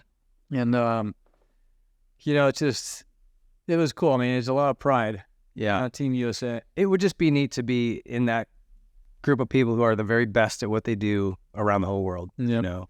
It's like my world was ski racing, right? And so it's nice to branch out and like see these other sports and go to these other events and you know who I think parties? The curling guys. I bet you they're drinking. It looks like they party all the time, huh? Okay, so take me through Kitzbühel. You won this in 2003, and like we said, it just doesn't get any higher for downhill ski racing. This is the one. If you were only going to win one, this is it, right? Mm-hmm. The run is called Strife, right? That's the racetrack. Yeah, it's called the Strife, and which means challenge. Is that what it means? Yeah. Okay. Yeah. Well, in 2003, you won it, and you were the first American in 44 years to do it. Buddy Werner, who I'd never even heard of him before. And he won it in 1959. Pre-World Cup. That was before World Cup even started.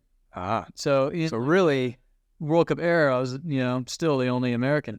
And nobody's won since. No. And one reason I go back now is like hopefully see it happen again with an American. And it's been close. Like there's been, like this last year, my buddy Travis from, Tahoe. Was third. Pretty good. That was awesome. And then Jared Goldberg, he was sitting third. Now they have two chances every year, like two downhills. Oh, they do? Oh, I didn't know that. Okay. A Friday and Saturday downhill, but followed by a slalom. They used to have like a Super G downhill slalom when I was racing. Okay. So now there's like two chances to win every year. But it's huge. It's like our biggest race in the sport. And we have a thing with the U.S. ski team. Like you're not a true veteran until you've made it down on race day in one piece. Yeah. So there's a little more of that because it's pretty treacherous. It takes the most guys out. But to me, like that's where I was like, I just would elevate to the next level. Huh. And in my last 5 years between downhill and Super G, I had 7 podiums. So I was showing up. I won the Super G after I won the downhill. So I won the downhill 2003. Or the way it went was 2000 got third, crashed in 2002. We were talking about. Yeah. 2003 I won the downhill. 2004 was a big year for me. I just signed with Red Bull, and it was like a lot of pressure. The first ski race would be with the brand and Austrian brand. And the way I got it was winning Kitzbühel the year before. It was like a handshake deal because I was already trying to like make it happen in the U.S. and they were supportive, but the Austrians like, nah, we're not into ski racing, at this time. Oh, really? Extreme sports, yeah. All right. But we like what Daron does. He rides a moto, jet ski race, free skis, little, different mold than a typical. He definitely fit ski racer. Yeah. Fit the brand a little more, and I was a fan of it. Like, loved the product. But that was like there was a lot of pressure wearing that Red Bull helmet. And actually, my first race with it on, or second race, but first real race of the year was Beaver Creek, and I won that. And that was a big deal because it was like, I want to show that I deserve this. Yeah. Being this one sole athlete with Red Bull to point. The Austrians like, how did you get this and not us? And they're pretty much the strong team and all the top guys at that point. But like winning Kitzbühel helped last year and beating your ass at Beaver Creek did too. But in 2001, just want to go back to that. That was my first experience on the podium, and it was a streak by the Austrians. I tied for third. So Hermann Maier, who was one of the biggest Herminator in our sport, he won. Werner Franz is second. Third was Stefan Eberharder, another Austrian. I was tied for third with him. And they bring up the third place and second place and first place on the podium for the night awards. And there's just a massive crowd. So they brought you both up? Like, I didn't know they would do that as a tie. Yep, you tie, yeah. So then the way it works, like if you tie for third, there's no fourth place, and the next guy is fifth. Gotcha. But you get the points, you get the prize money. The points are kind of the biggest deal, But like when they brought Herman up and just said Hahnenkhamm Sieger, which is winner, like the place erupted. They're already fired up because they had two other Austrians. They swept the podium, right? And I was like hanging on the edge there. But it was just electric. The roar just blew your hair back, huh? And I was like, I had the chills. Not because of my third, but because of Herman's win and the reaction. And I'm like, I got to be here on that top step one of these days. And it was just crazy. And there's another cool thing they do in the finish after the race. There's a barrier between the race arena and where the fans are, like 10 feet, just a little extra kind of for like TV or just, just to keep the fans off a little bit. Yeah. And there's this like trap door. Like I'm hanging out, we just finished up the unofficial awards in the finish area. And this thing lifts up. It's like a little hole, like underground. And they're escorting Herman over there, and he goes in there and and the thing closes down and just back to like ground, like just white ground snow. Like, whoa, what's that? Can I go in there? Like, nope, it's only for the winter. What? It's a full escape hatch, like in the finish area. Why? Just one of those other cool things you get to do as a winner. Only the winner goes through. Yeah, and also because you just get mobbed by fans, so it's a way to escape. Damn. Out of that area. So you got to go through. So I was like, next week, I was like just like this close, about to ask Herman what was down there. And I just kind of like took a step back. Like, no, I'm not going to ask. I got to find out myself. And I will never know unless I find out on my own. And 2 years later, I was walking down that little trap door. What's underneath there? Or you don't want to tell? No, well, I'll tell you what I dreamed about. It's like all the legends of the sport, the best like schnapps in Austria, and all the hottest, like Austrian girls, just yeah. It's just a title. Yeah, it's just a title. There was like a wall with like all the just these placards, just like each year in the podium and all these signatures. It goes way back. Oh wow! It's this underground tunnel that goes to this restaurant, and you come out like out of this restaurant, and you can kind of like, and people know about it now, like. They wait out, they wait for you at the end. Yeah. But you bypass a huge portion of the crowd. Oh, wow. And then you're like, how to make it from there straight to the press conference, which is the media center, is a little walk, like 5-minute walk away. And I had this guy, Baby Huey, as a buddy of mine from Tahoe. Okay. Like 320, 6'4", loud voice. If you watch any ski races, like in my time and with Bodie, this one guy is yelling at us like, come on, D, crush this thing. Yeah. D money. Yeah, I remember. Big old voice, and he's got a t-shirt under his jacket, just sweating, just steaming, he's just so fired. He's like our motivator. And he's like the lead blocker. So like he was in the front. I'm holding his jacket, kind of like pushing against him a little bit too, because you're going through the sea of people and you'll get nowhere if you just sit and just like try and walk normal. Yeah. So you kind of, you're not being so nice and friendly to people like the fans. You get somewhere. And so it was like the V formation. I had Junior, some other good buddies that were there. So there's like two guys on each side protecting me, and then Huey, and I'm like behind him, and we're just mowing people over too. It was one of the funniest things. We're laughing. He was like, get out of the way, USA. And just we get there just shaking our heads and laughing. Like, people are like just clamoring all over you, and it was basically like a rock concert and trying to like get through the mosh pit or something like that. That's awesome. So your winning run, if any of you ski fans, if you've never seen this, man, your winning run was wild. And I don't know what section it's called, but it's kind of where you traverse across. Yeah, hit some bumps, and you got one ski pointing at the sky at one point. Well, it was almost like I was going for the splits almost. Jeez, I don't know how you pulled out of that. Like you're just juiced so hard on that outside ski, not to try and like you don't want to lose elevation, and you're trying to like just project yourself. So there's a lot of power in there. It's bumpy. It's a side hill. It's like a staircase in a way, you know, and it's hard to really see all the bumps. And if you're loaded, you just get that rebound. And that thing hit, and I just like felt my skis kind of go out away from me, and I was able to. Luckily, there's like little kind of like it rolls off right there. If it was like gathered it up, it was still flat, like I would have caught edges and full face plant and never won the downhill there. But I was able to have enough time to collect myself and bring everything back together, suck it back in, and go. Did you ever any other moments in there in that run where you? No, everything was really good until that point. Yeah. But like I think a fast run is being a little loose, and I always like those runs a little more. They're more exciting, you know. That's your style, dude. I'm telling you, you're. But I'm saying like you gotta. We call it tight loose. You know, you gotta keep it tight, but you gotta like, you know, be willing to let it go, and that's fast. If you have a perfect run, you nail everything. You left something on the table. Yeah. So and then 04, I think is my best downhill run I had there. It was just epic conditions, blue skies, hard snow, fast. And that year I went third. They had a makeup downhill. We lost one early in the season, so they'll stack on where they can to try and like not lose, you know, a race for the whole series. Yeah. I got third in the first downhill, which was a Thursday. But Super G was on Friday. I win that one. And so I'm really feeling it. And I get second. I was leading until the 30th guy came down. So back then, if you're number one in the rankings, you know, the series leader, you start 30th. They just did a full top 30 flip to try and like keep people around. Yeah. Watch like the top 30 guys.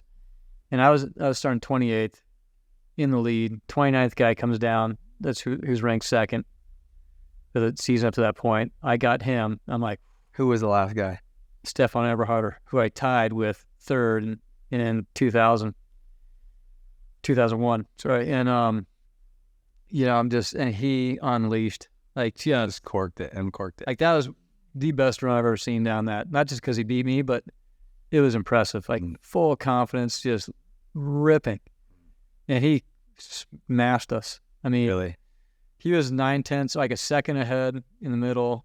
I gained on him. I got him down to like 7/10, like 2/3 of the way down. Then he crushed the bottom and went him by almost a second. Which is huge. Which is huge, you know? That's a lot of time. Wow. And I've tied for a World Cup win, like to the 100th of a second. I've lost Kitzbühel by 300ths. And that's devastating, right? That was like, there's not much time there, but 9/10, like, it's like he was another level that day. 300s, that's just like sticking your head out a little bit further, coming over the line or something. Yeah, that was a hard one. That was from the Herminator too, you know, and he was like the guy that like got to the point where he was the one guy I really didn't want to get beat by, him and Bodie. One teammate, right? You want to be the top guy on the team, but Herman was just, there's no respect.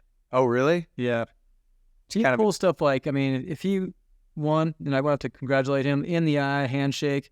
If I beat him, he would put his hand out and look away. Like, just like, you don't deserve this, I messed up. And that to me, like, was just fuel the fire a little more. After I won in 03 that year, 2004, he, or maybe it was before that because I was starting to come on. It was before I won, actually. And I'm in the top section. One thing that's cool about Kitzbühel is it starts. It's in your face right from the beginning. You kick out of the start, left foot, right foot off a jump. You're going about 60 already in about first 7 seconds. Yeah. And so I was, you know, there's a lot of visualization in play. You're checking the track. You're looking at like the conditions, where your line's going to be, the flow, how you're going to put it all together. So you'll like, for downhill or any race, like you have an inspection time and you can't ski it. You just side slip down and look at everything.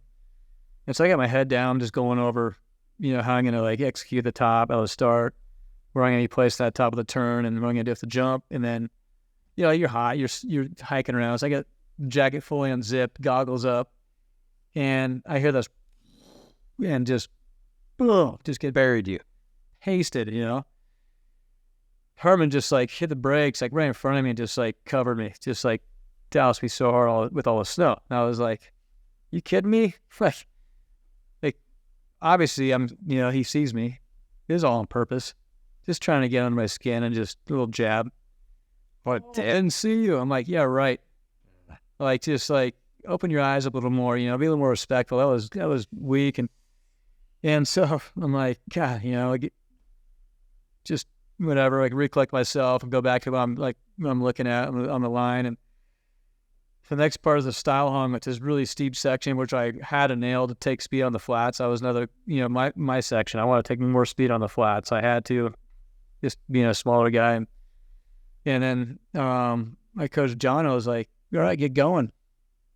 I'm like, I'm waiting for Herman, put his head down. He's like, what's up? And he's like, oh, he just worked me up there. Hit the brakes all over me. That's why I'm covering snow right now from him. He's like, you gonna get him back? I'm like, you know it. It's like, let me get down there. Let me watch this. So he cruises down there. Herman kind of like is looking stuff and kind of goes to his poles and puts his head down. He's like thumbs up, let's go. I come just like nuking in, just hit the brakes. Blaster? Hockey stop, blasted him. And he was like, bah, like blows up, you know what I mean? I'm like, little thumbs up, just kept going. Little payback, but I was never one to like start any shit. But if something happens, like, that's blatantly disrespectful. Yeah, but like I'm gonna give back, and like, I mean, if I give in, he's just gonna keep doing it. Yeah. So I'm gonna go right back at him, and I tell like my boy too. It's like, just in Miley, just like take on the big ones. Yeah. Like, don't be afraid. If you can get worked, it doesn't matter. But take all those challenges. Like, just test yourself. Like, don't be afraid to fail. And then I was always like I was into wrestling, arm wrestling, this and that, and I don't mind taking on the big guy. Like, just like, let's go. If I lose, I lose. But yeah, I want to be tested.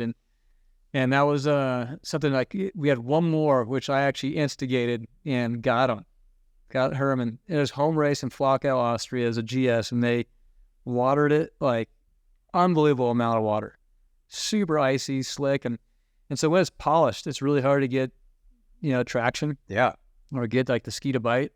So you're in there and you kind of see a really kind of like polished, like smooth area, and you take your other, we're on training skis, like different skis, and we'd race on for inspection. Just you start chopping, with your edges, your skis, or even like your poles, trying to beat it up a little bit. Yeah. So you can get some bite. And I always like took it, like for inspection, there's a certain like window, like, 45 minutes to an hour. And I always like just take all the time. It was kind of like a social thing, see some people, talk to them, some of the coaches, and like, it wasn't just like go through this inspection in 10 minutes and just focus all on the race. I was kind of soaking it up and like killing some time anyways, because, just what else would I want? I don't want to sit in the bottom and, or a lodge, wait. And Herman was the same way. He wanted to be the last guy across the finish line. And if you were a second late after the window closed, you could get disqualified. Oh. So it's kind of a game, like how long to wait before you came across the line. Coaches be like, let's go. You got like 30 seconds. I'm like, yeah, I'm good. Like, I'll make it across. But he's looking at this like section. There's a drop in, it's kind of like a bank to fall away turn, and super icy. And I roll up to Herman. I'm like, you got a problem with this little section here?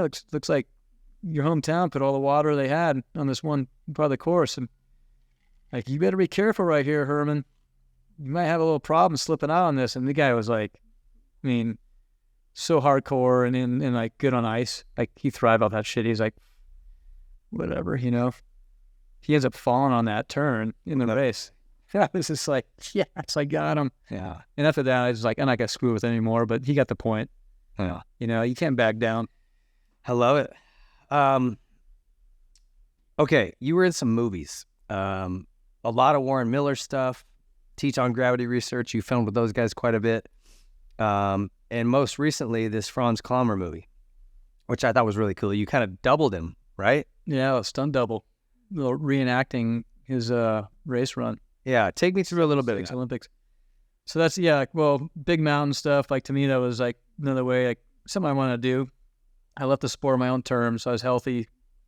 One of the top guys in racing. Like, I want to go out and free ski, go up to Alaska, that's like our North Shore, for free ride, like for surfers, pipeline, and then, or even big wave stuff, these guys are going to Jaws and Mavericks, all that, but we have AK.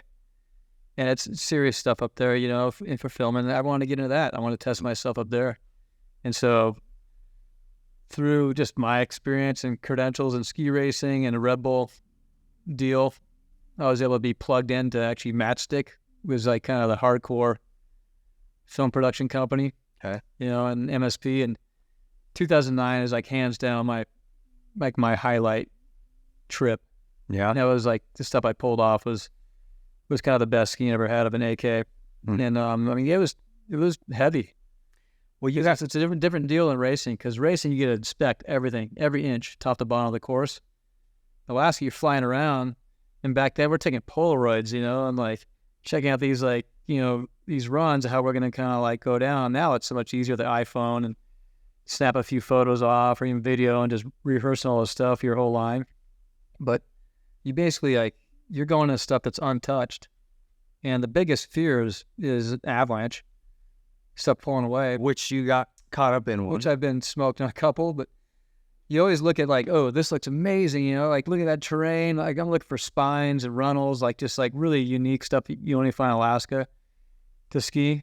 But then talking to Jeremy Jones before I got into it, you know, one of the most accomplished snowboarders for Big Mountain all time. He's a trucky guy too, know him pretty well. And we were out golfing, and just like, I want to start filming, you know, doing this, and just he was saying like, you see these like really aesthetic, prominent peaks you want to rip, but then like look at that, like that's it of interest, and look at the very bottom and start working your way up from the bottom up, because you want to avoid exposure, which is in the form of crevasses, bergschrunds where the ice is kind of separated. It could be a big old crevasse in there, and then you're looking for cliffs, anything that's going to put you at like high danger if something goes wrong. Then you have a plan A, or what you want to ski, how are you going to ski it with like slough management. Every time you make a turn on something steep with soft snow, you create this little like slough, we call it. It's like a mini avalanche. Yeah. Gets enough speed going and starts accumulating more snow, it could just wipe you out. Yeah. And there's been a lot of big injuries, you know, from that. So you have to kind of like have a good game plan of how you're going to ski and how you like migrate from left to right or right to left, looking over your shoulders. A lot of stuff going on. But I always want to ski a really nasty, like technical AK line like I ski raced. It never could, because there's so many things in play, you know, like in play that you have to like adjust for. Where ski racing, it's all in, just looking ahead at what you're going for.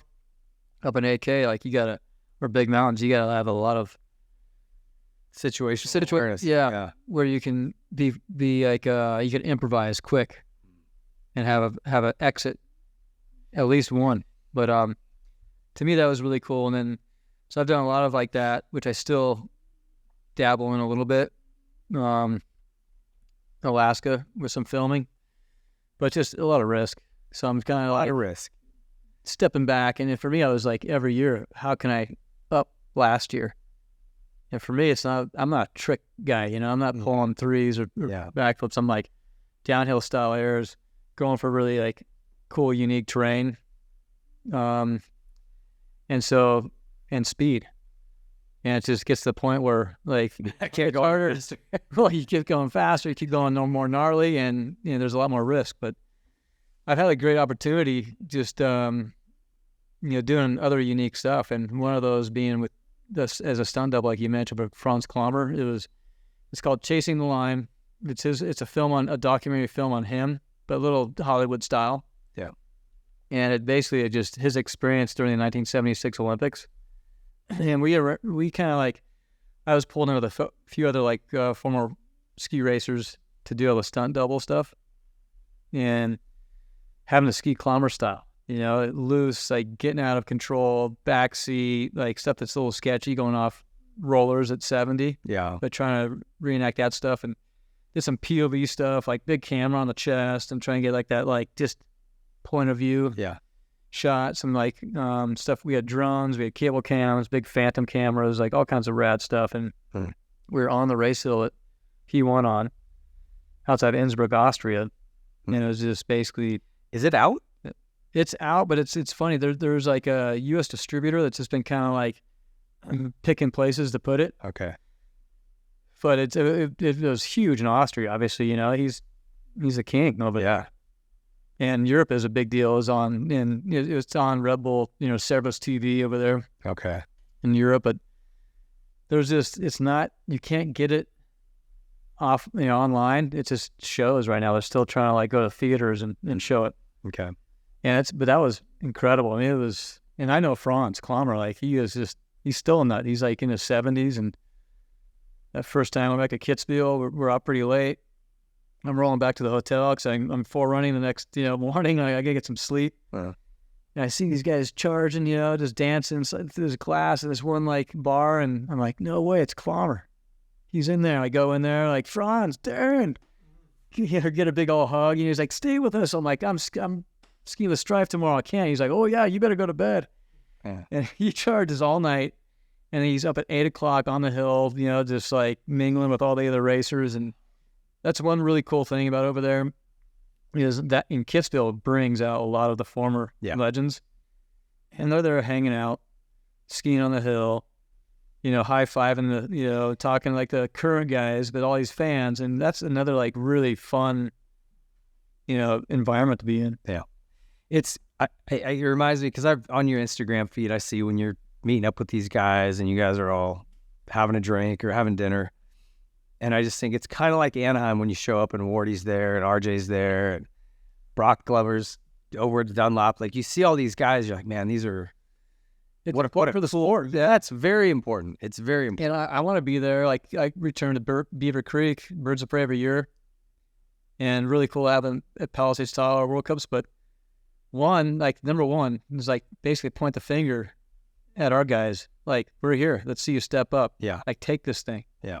And bring some like energy. I'll have some talks with the team, go to the team meeting night before the race, and just like, yeah, boys, like, let's see it, see you throw down. Like, this is what I kind of like would help me out on this track. And so I've done that at Kitzbühel and Vangen, Beaver Creek, and just pass on some experience to like our guys. But when you're at Austria and you see like all these like legends of the sport from Austria there, supporting their racers and just like being accessible, it's just like the fans are like, they love it. And we got such a great welcoming from the Austrian fans. Like, they're like, I'm out to dinner with the rest of our team or some friends, or go to a bar for a drink or two, and people come up, hey, like, can I get an autograph or this and that? Like, have a little talk. Like, you know what? This is so cool for us because we never see our own Austrian ski racers. They race, they're gone. They go home. They can do it. We're kind of stuck in town. We're on the road. Right. And I love like sharing that kind of passion with others that are passionate about the sport. So, and getting a good fan base over there, and even to this day, I mean, walking in Kitzbühel, I get people stopping, saying hi, taking photos all the time, and it feels good that I can get away from that at home. If I had it all the time, it'd be a little different. Like, it'd be much, yeah. But and you got your name on a gondola over there.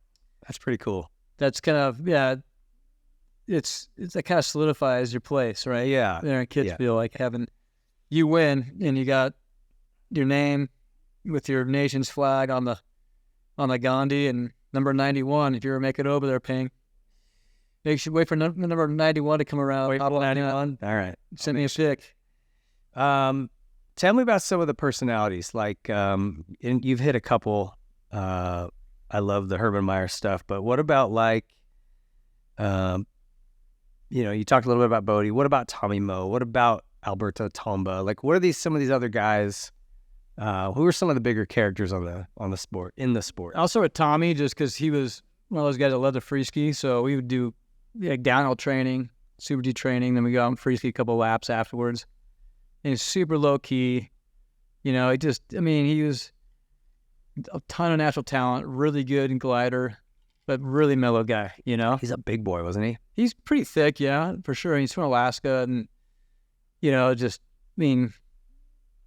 shares the same love for the outdoors. And a lot of ski racers, they avoid free skiing because they don't want to ruin the feeling, being on hard snow or ski sloppy a little bit.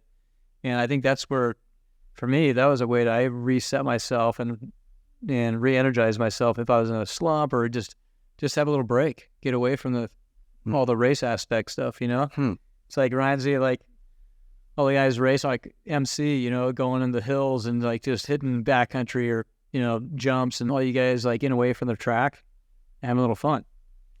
And that's like, to me, I needed that. Like my pre-race, like visuals was like crusty demons of dirt for when I was racing. Like I wasn't watching ski racing. I want to get away for a second, like warming up. Like this is like 2 hours out from my ski race run. I mean, watching moto, you know, or like, you know, some other, like take your mind off of it. Yeah. Like, yeah, It's you good for you can overthink. And and Tommy was just like that. You know, he was just like a guy that can get away and have a little fun. Yeah, like preceding my era, Alberto Tomba, the Italian stallion. Like, he was a party guy, right? Yeah, he was one of those guys that's come down in his robe, you know, in the hotel he's staying at, and look around and, yeah, put some eyes on one of the hot Italian girls or whatever, and like, you know, like, there's my wrist, jingle his keys a little bit, like, here you go, come see me, you know, a little bit. And he was like Casanova, man. And, you know, ripping around Ferraris and just a showman, you know, but such good, you know, athlete and just charger. The guy, when he, like, just so confident, you see that confidence, and that's kind of what, you know, it just like makes you good. Yeah. Like, I mean, see, like I never had one specific athlete I idolized. I idolized all kinds of different athletes that had that confidence and went for it, you know, took chances. Like, to me, that was like the trait I loved, you know, to like see. And that was like, I could find that in any sport. Yeah. You know, all the top guys, you know. And so that Peekaboo Street, I think she was one of the big standouts, right, for women's skiing, early part of my career, but a lot of drama there. And she was pretty nasty. Was she? Yeah, she was, she had this, I don't know, just wanted to have this upper hand. Tommy Moe was dating this girl, Megan Garrity, who he's married to. They have kids and all that. Yeah. Awesome, you know, super nice, like, you know, the team. And we're sitting on the dinner in Italy, and there's one spot left, and Megan walks up to take it, and Peekaboo's like, "You're not sitting here, bitch." And this is my first year on the World Cup, you know. I'm like, whoa. Like I don't treat anybody like that. Yeah. Or even my teammates, you know. And she was like, basically just like trying to muscle. Wow. Around. And she did. Like, she was intimidating. Oh, really? I see. That's funny. I thought she was like a little hippie flower child girl growing up in wherever. She was, but she was tough, you know. Turned into a real asshole. But I would say asshole. Well, I mean, she had this assy. She tried to have the upper hand, you know. And I don't know if we're going to go kind of deep on something, which is kind of funny. She had this sex book. Really? Yeah. And that was interesting, you know. When you say sex book, like little black book of Little black conquest? Book, yeah. Wow. With conquest and things that she, you know, enjoyed. But you could only read it if you had something to add to it. Oh. So there's a lot of Canadian downhill guys that were all in that book, I heard, you know.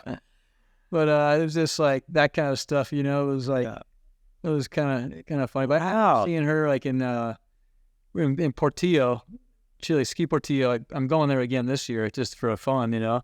I'm actually coaching like a free ride camp, but we would train there every year. The U.S. ski team goes there. The Austrians go there. She was like I was blown away. I go up and she's at the top of the lift, just sitting down in the snow, bawling. I'm like, Peekaboo, all right? Something wrong? Just like, she was sobbing so hard. Then her ski tech came up like, oh, go, Daron, you know, just everything's okay. Just like girl drama, you know? And it was just like it's a whole different thing. You end up hanging out on the ski room. I love hanging out with all the ski techs. I wanted to learn a little bit more what they're doing, and kind of like, what's this guy doing? Peekaboo skis, and take it back to my ski tech. Hey, you know, yeah, you know, this guy was doing this, and he was like, what do you think about that? And like, he kind of like, yeah, I was trying to suck up some, like, you know, some secrets here and there, and pass it on for my advantage, or whatever. But like, you know, how's it like, you know, being a coach or tech with the girls? And there's a lot more going on with them than us. Counselor and a psychologist, and there's tough times. Like, everybody gets in a slump, this and that, but like, it was more than just that one time. Like, she was, but But like, I mean, he had these like high mood swings, and she was incredible for the sport, and just smashed like all these girls in the World Cup and Olympic champ, and you know, I love her, but you know, I mean, the girls tend to be a little more drama. I mean, you did actually something cool with Lindsey Vonn at Kitzbühel, right? Some Red Bull thing at night. Yeah, this is really cool. Like, what was that about? So the men are the only ones that race on the Strife. And there's been talk, like Peekaboo wanted to race on it, and Lindsay wanted to race on it, and it's like, well, I mean, they would never, World Cup guys, like, it's just old school Euros that just, like, don't think that they can handle it, which you could ski on the Strife, and then there's, like, the next level of actually racing. Yeah. And there's a lot of guys on the World Cup Tour that don't fully commit and race that hill. Yeah. And I think they're just, like, worried about it, but I'd love to see it happen. But, so it's just, like, mental, like, you know, Strife. And then Red Bull was, like, with Lindsay, like, hey, how about we get you to forerun or do something like this on the Stripe? She said, no, she didn't want to, but then, like, kind of came with this idea of doing something unique at night.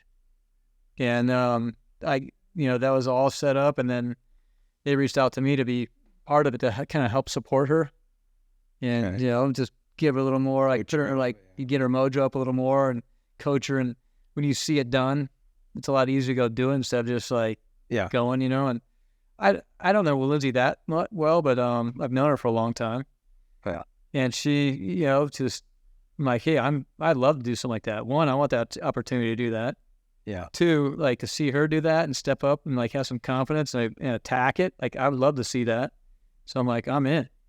So all the gates were lit up. Was there other lighting? Because it seems like there wasn't a ton of light on the course. Yeah, there was lighting in the sections that needed to be lit, and there were some darker spots for sure. You know, it was pretty, like, just, I wouldn't say eerie, but just like it was dreamland in a way. It was so cool. Huh. So the gates were LED, you know, like poles and panels. Yeah. And actually in the sections that were, like, really choppy, kind of like bumpy, the side lit and backlit lights brought more of that terrain, like visibly out. Like, you could see that micro terrain really well. As, like, opposed to, like, an overcast day where, I mean, it kind of just blends in. Going back to my 03 race, it was like that, you know, and just something I wasn't expecting to hit, and bam, I hit it and just luckily pulled it back together. Yeah. But I was impressed, like, how well you could see that. I guess you can see every little shadow, right? Yeah, shadows. Like, you see this, like, little shadow coming up. Ooh, here's, like, a little kind of 8-foot kind of, like, little shocker bump, you know, like, you know, accelerating bump or whatever, and just suck up and just, like, you know, release the pressure a little bit and get back on it. And so that was helpful. But we, yeah, it was kind of funny. I flew in. I got into Kitzbühel 5 p.m., and she's already up there, kind of like the prep, and I wait until it gets dark. And how fast can you be up here? I'm like, I just got in, like, 30 minutes. Can we send a car for you? I'm like, sure, you know. And they didn't know what I was going to do. Like, I got a pair of downhill skis lined up to be at the hotel for me. My old former ski tech, who's Alexander Kilday's factory tech in Atomic. And like, Tom, I got a little opportunity to ski tonight. I got to ski the Stripe at night with Lindsay. I need some skis. And so he left a pair there. Okay. I get the full suit on, you know, get in a car. And last year there was no snow in Europe. So we could drive, like, halfway up on the mountain on the side, these, like, little roads. Because there's huts and, like, homes all over the place, you know. Okay. On the side of these, like, mountains in Kitzbühel. And then a snowmobile was waiting for me, so I hopped on the back of the snowmobile, rip it to the start. I'm like, how fast can you know, get out of here to the bottom of this top section? We want Lindsay to have, like, she knows you're coming, but we want it to be a surprise after a run that you're down there waiting for her. Like, I'm good to go. Like, is it clear? It's clear. I'm like, yeah. I mean, no one in the way. Like, you're not warmed up or anything? You're just going to... Yeah, right up plane, flying from Cali. And I have, like, my clothes, you know, like a jacket and pants on, or my race suit. I just stand up and take a, like, little, you know, run the whole line off the jump, get to the bottom, hit the brakes, and then she comes down and, you know, she skis it pretty well and kind of high-fiving, and we start kind of just lapping together. Like, I'd go in front of her and, you know, kind of just, like, show the line. And then, you know, she's like, oh, you ripped that second turn and got your bully before the Mausafale, and, like, that fired me up. I want to do the same thing. I'm like, okay. So just make sure you just like think about a short radius turn and just talking her through it. Yeah. And it was less coaching than it was like the way I talk with a teammate. Mm-hmm. And she was like kicking out the start, skating into the first turn, owning it. Yeah. And that was kind of like the goal. Like she wanted to ski it like hard. Yeah. Yeah. That's just cool. like make So it down. where can you see that? Like I see you guys doing this stuff, and I You never can just do it. Well, just Google, Lindsey Vaughn, Strife, or on Red Bull, channel, whatever. Yeah.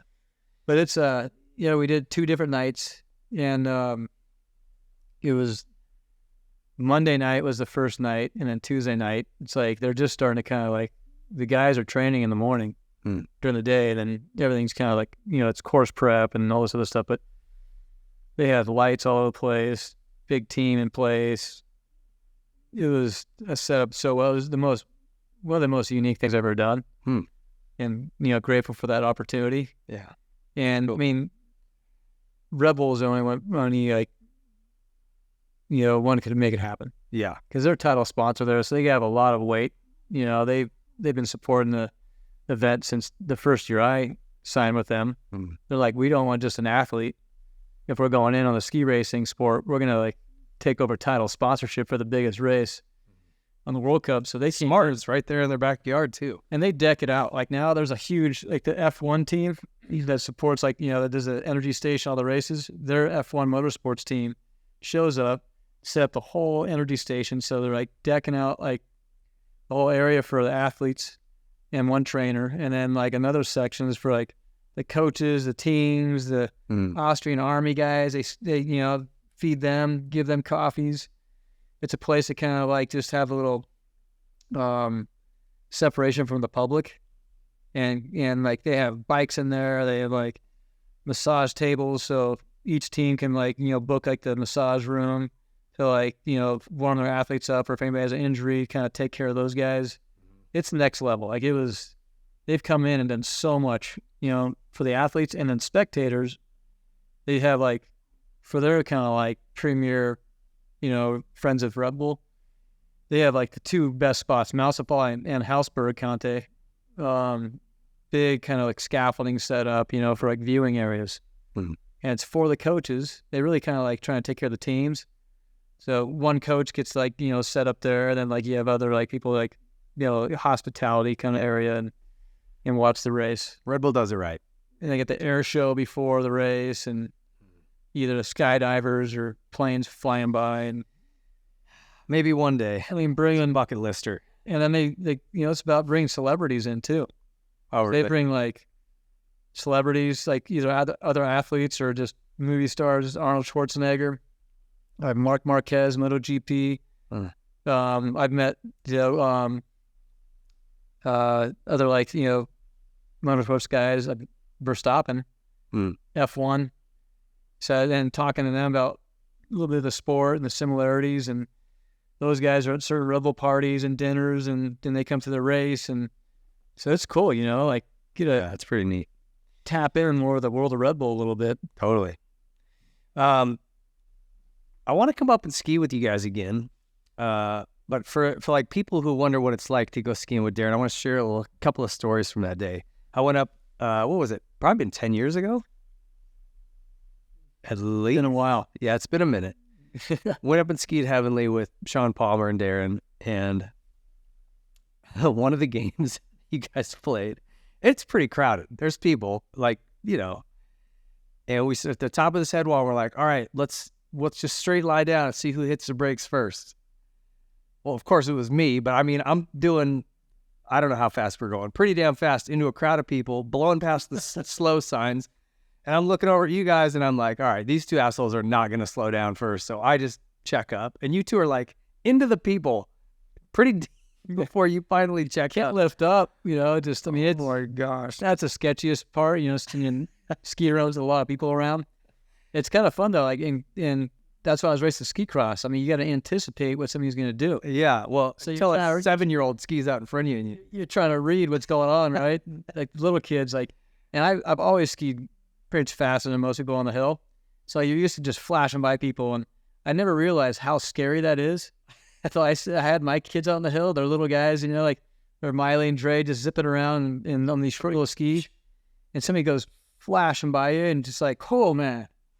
Yeah. It's just, and it gets you kind of like, I get more protective, like mother lion a little bit, right? So I'm skiing around with my ski poles out, like, you come close, I'm going to freaking stab you. Get away from my kids. So that was one thing. And then, do you remember the jump you did there? Oh, it was a cat road or something. So there's this snow cat track that comes across, and maybe 50 or 60 feet past it, it drops down a head wall. And I don't know how we even spotted it, but I'm like, oh, it'd be sick if you could hit that cat track and like step down the hill. And so you're like, oh yeah, maybe, you know, and Palmer skids down to it. And he's like, yeah, you know, it's kind of a steep drop in on the left, but if you come in at a 45 and arc up the face, you should be able to do it. And I'm like, yeah, well, if you don't hold that line, you go into the trees and die. So good luck. And you freaking just went straight in at a 45, carved like a 4-inch rut in the snow off the face of this thing, and went 60 feet down the head wall. It was like, for me, it was like if I was to go out free riding with Jeremy. Yeah. And back in the day, and he would just do something ridiculous, and you're like, really? That just still keeps it fun to this day. Still pulling stuff off, but I think it's just, to me, I try and read terrain and do something like, I want to do something no one else is doing. Yeah. At times, right? Like, how can I, like, you know, just match up some terrain here? And you're always looking for good trannies or like a transfer, something like that. And here, I don't know, say you're looking for trannies. I promise you no one's done that line. Transitions. Yeah, I promise you no one's done that line the way you did. It was just really cool. Something I'll always remember. But, you know, it's like, you got to get the heart spiked once in a while. And I like to have a daily fix. You're an adrenaline junkie for sure. You do some cool stuff. Oh, you also almost killed me on a snowmobile. Don't ever go snowmobiling with Daron. Do you remember that? I do remember that one. Tony jumped over my head. There's definitely some skill set that you have to figure it out on a sled, but I figured with your moto experience, and especially your supermoto, because you're racing supermoto then, like you could just like, you counter steer, the thing lays over, and you're floating. It was the opposite of everything I knew. I cannot ride a snowmobile. And they're like, there's a hill climb. All you got to do is go up this massive hill and break through this cornice, and then, you know, you're up on the top. And I'm like, sweet. So I finally work up the nerve to do it. I just get underneath the cornice, and Sabatella jumps over my head. And that was some sketchy timing. And then there was a traverse hill. Yeah. Do you remember that? And it started to tip on me, so I steer down. I'm heading right for a cliff. I'm like, turn this way. I'm headed for trees. I said, Darren, you got to get me out of here. I got to go another way. This ain't gonna work. Yeah, that story still comes up with me and Sabatella. You know. Yeah, you guys almost killed me. He is ripping on a sled these days. He goes out all the time. Really? And I bought this RMK 800 with a turbo on it from him. Yeah. And we made it out twice this year.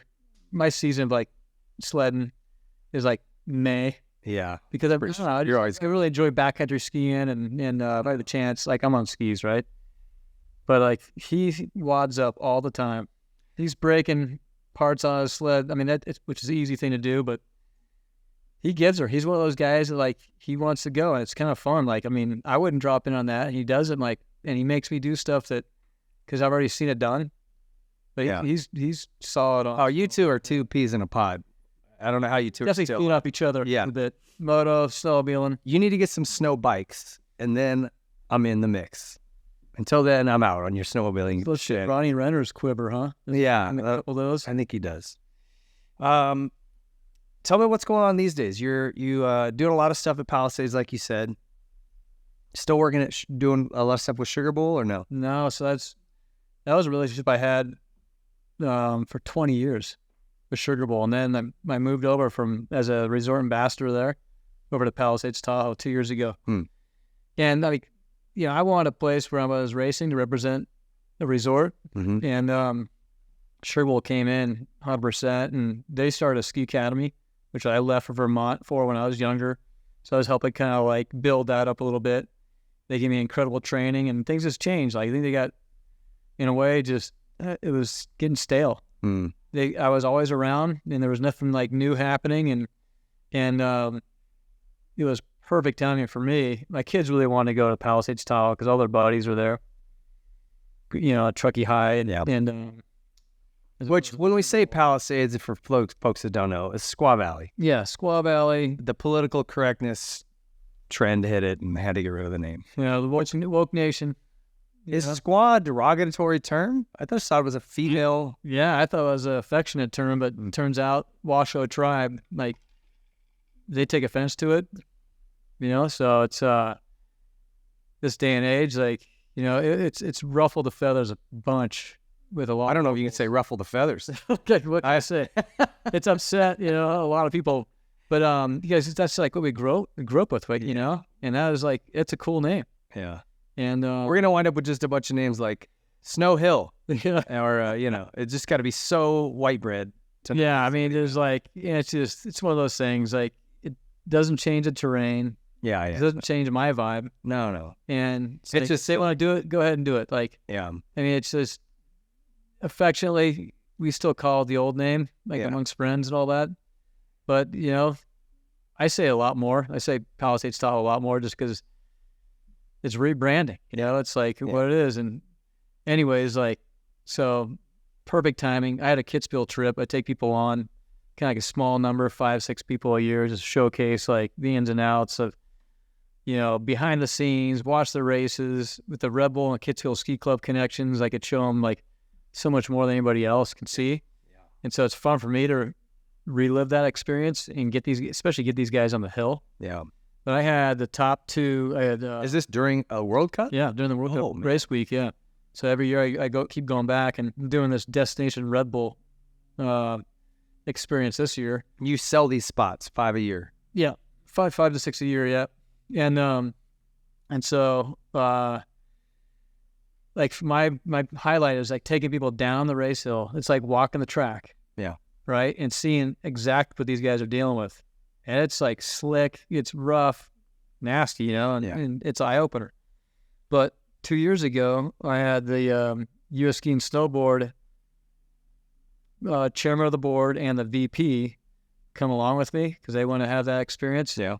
And they blew me off for one of the big nights, like this nice Red Bull dinner, which Marc Marquez or, for stopping, these guys are out. Like, this is pretty sweet, evening. And we got something we're working on, though. We're going to go meet with the head of FIS and talk about some ski racing in the U.S. I'm like, well, you better get one back in Palisades for us. And they're like little wink and a nod. And that was one of the beginnings of like making this race come to my home resort this last season. And it's backed up with a second showing on the World Cup circuit next year. That's awesome. So that was really cool, February, right? February this year, February 24th, 25th. Okay. And the best ski racers in the world have shown up for this race, and so for my timing to be over at Palisades Tahoe and helping with the organizing committee, just like working with like our guys on the hill to like in marketing, and I'm a resort ambassador as well, so work on different events. But that's like the big one.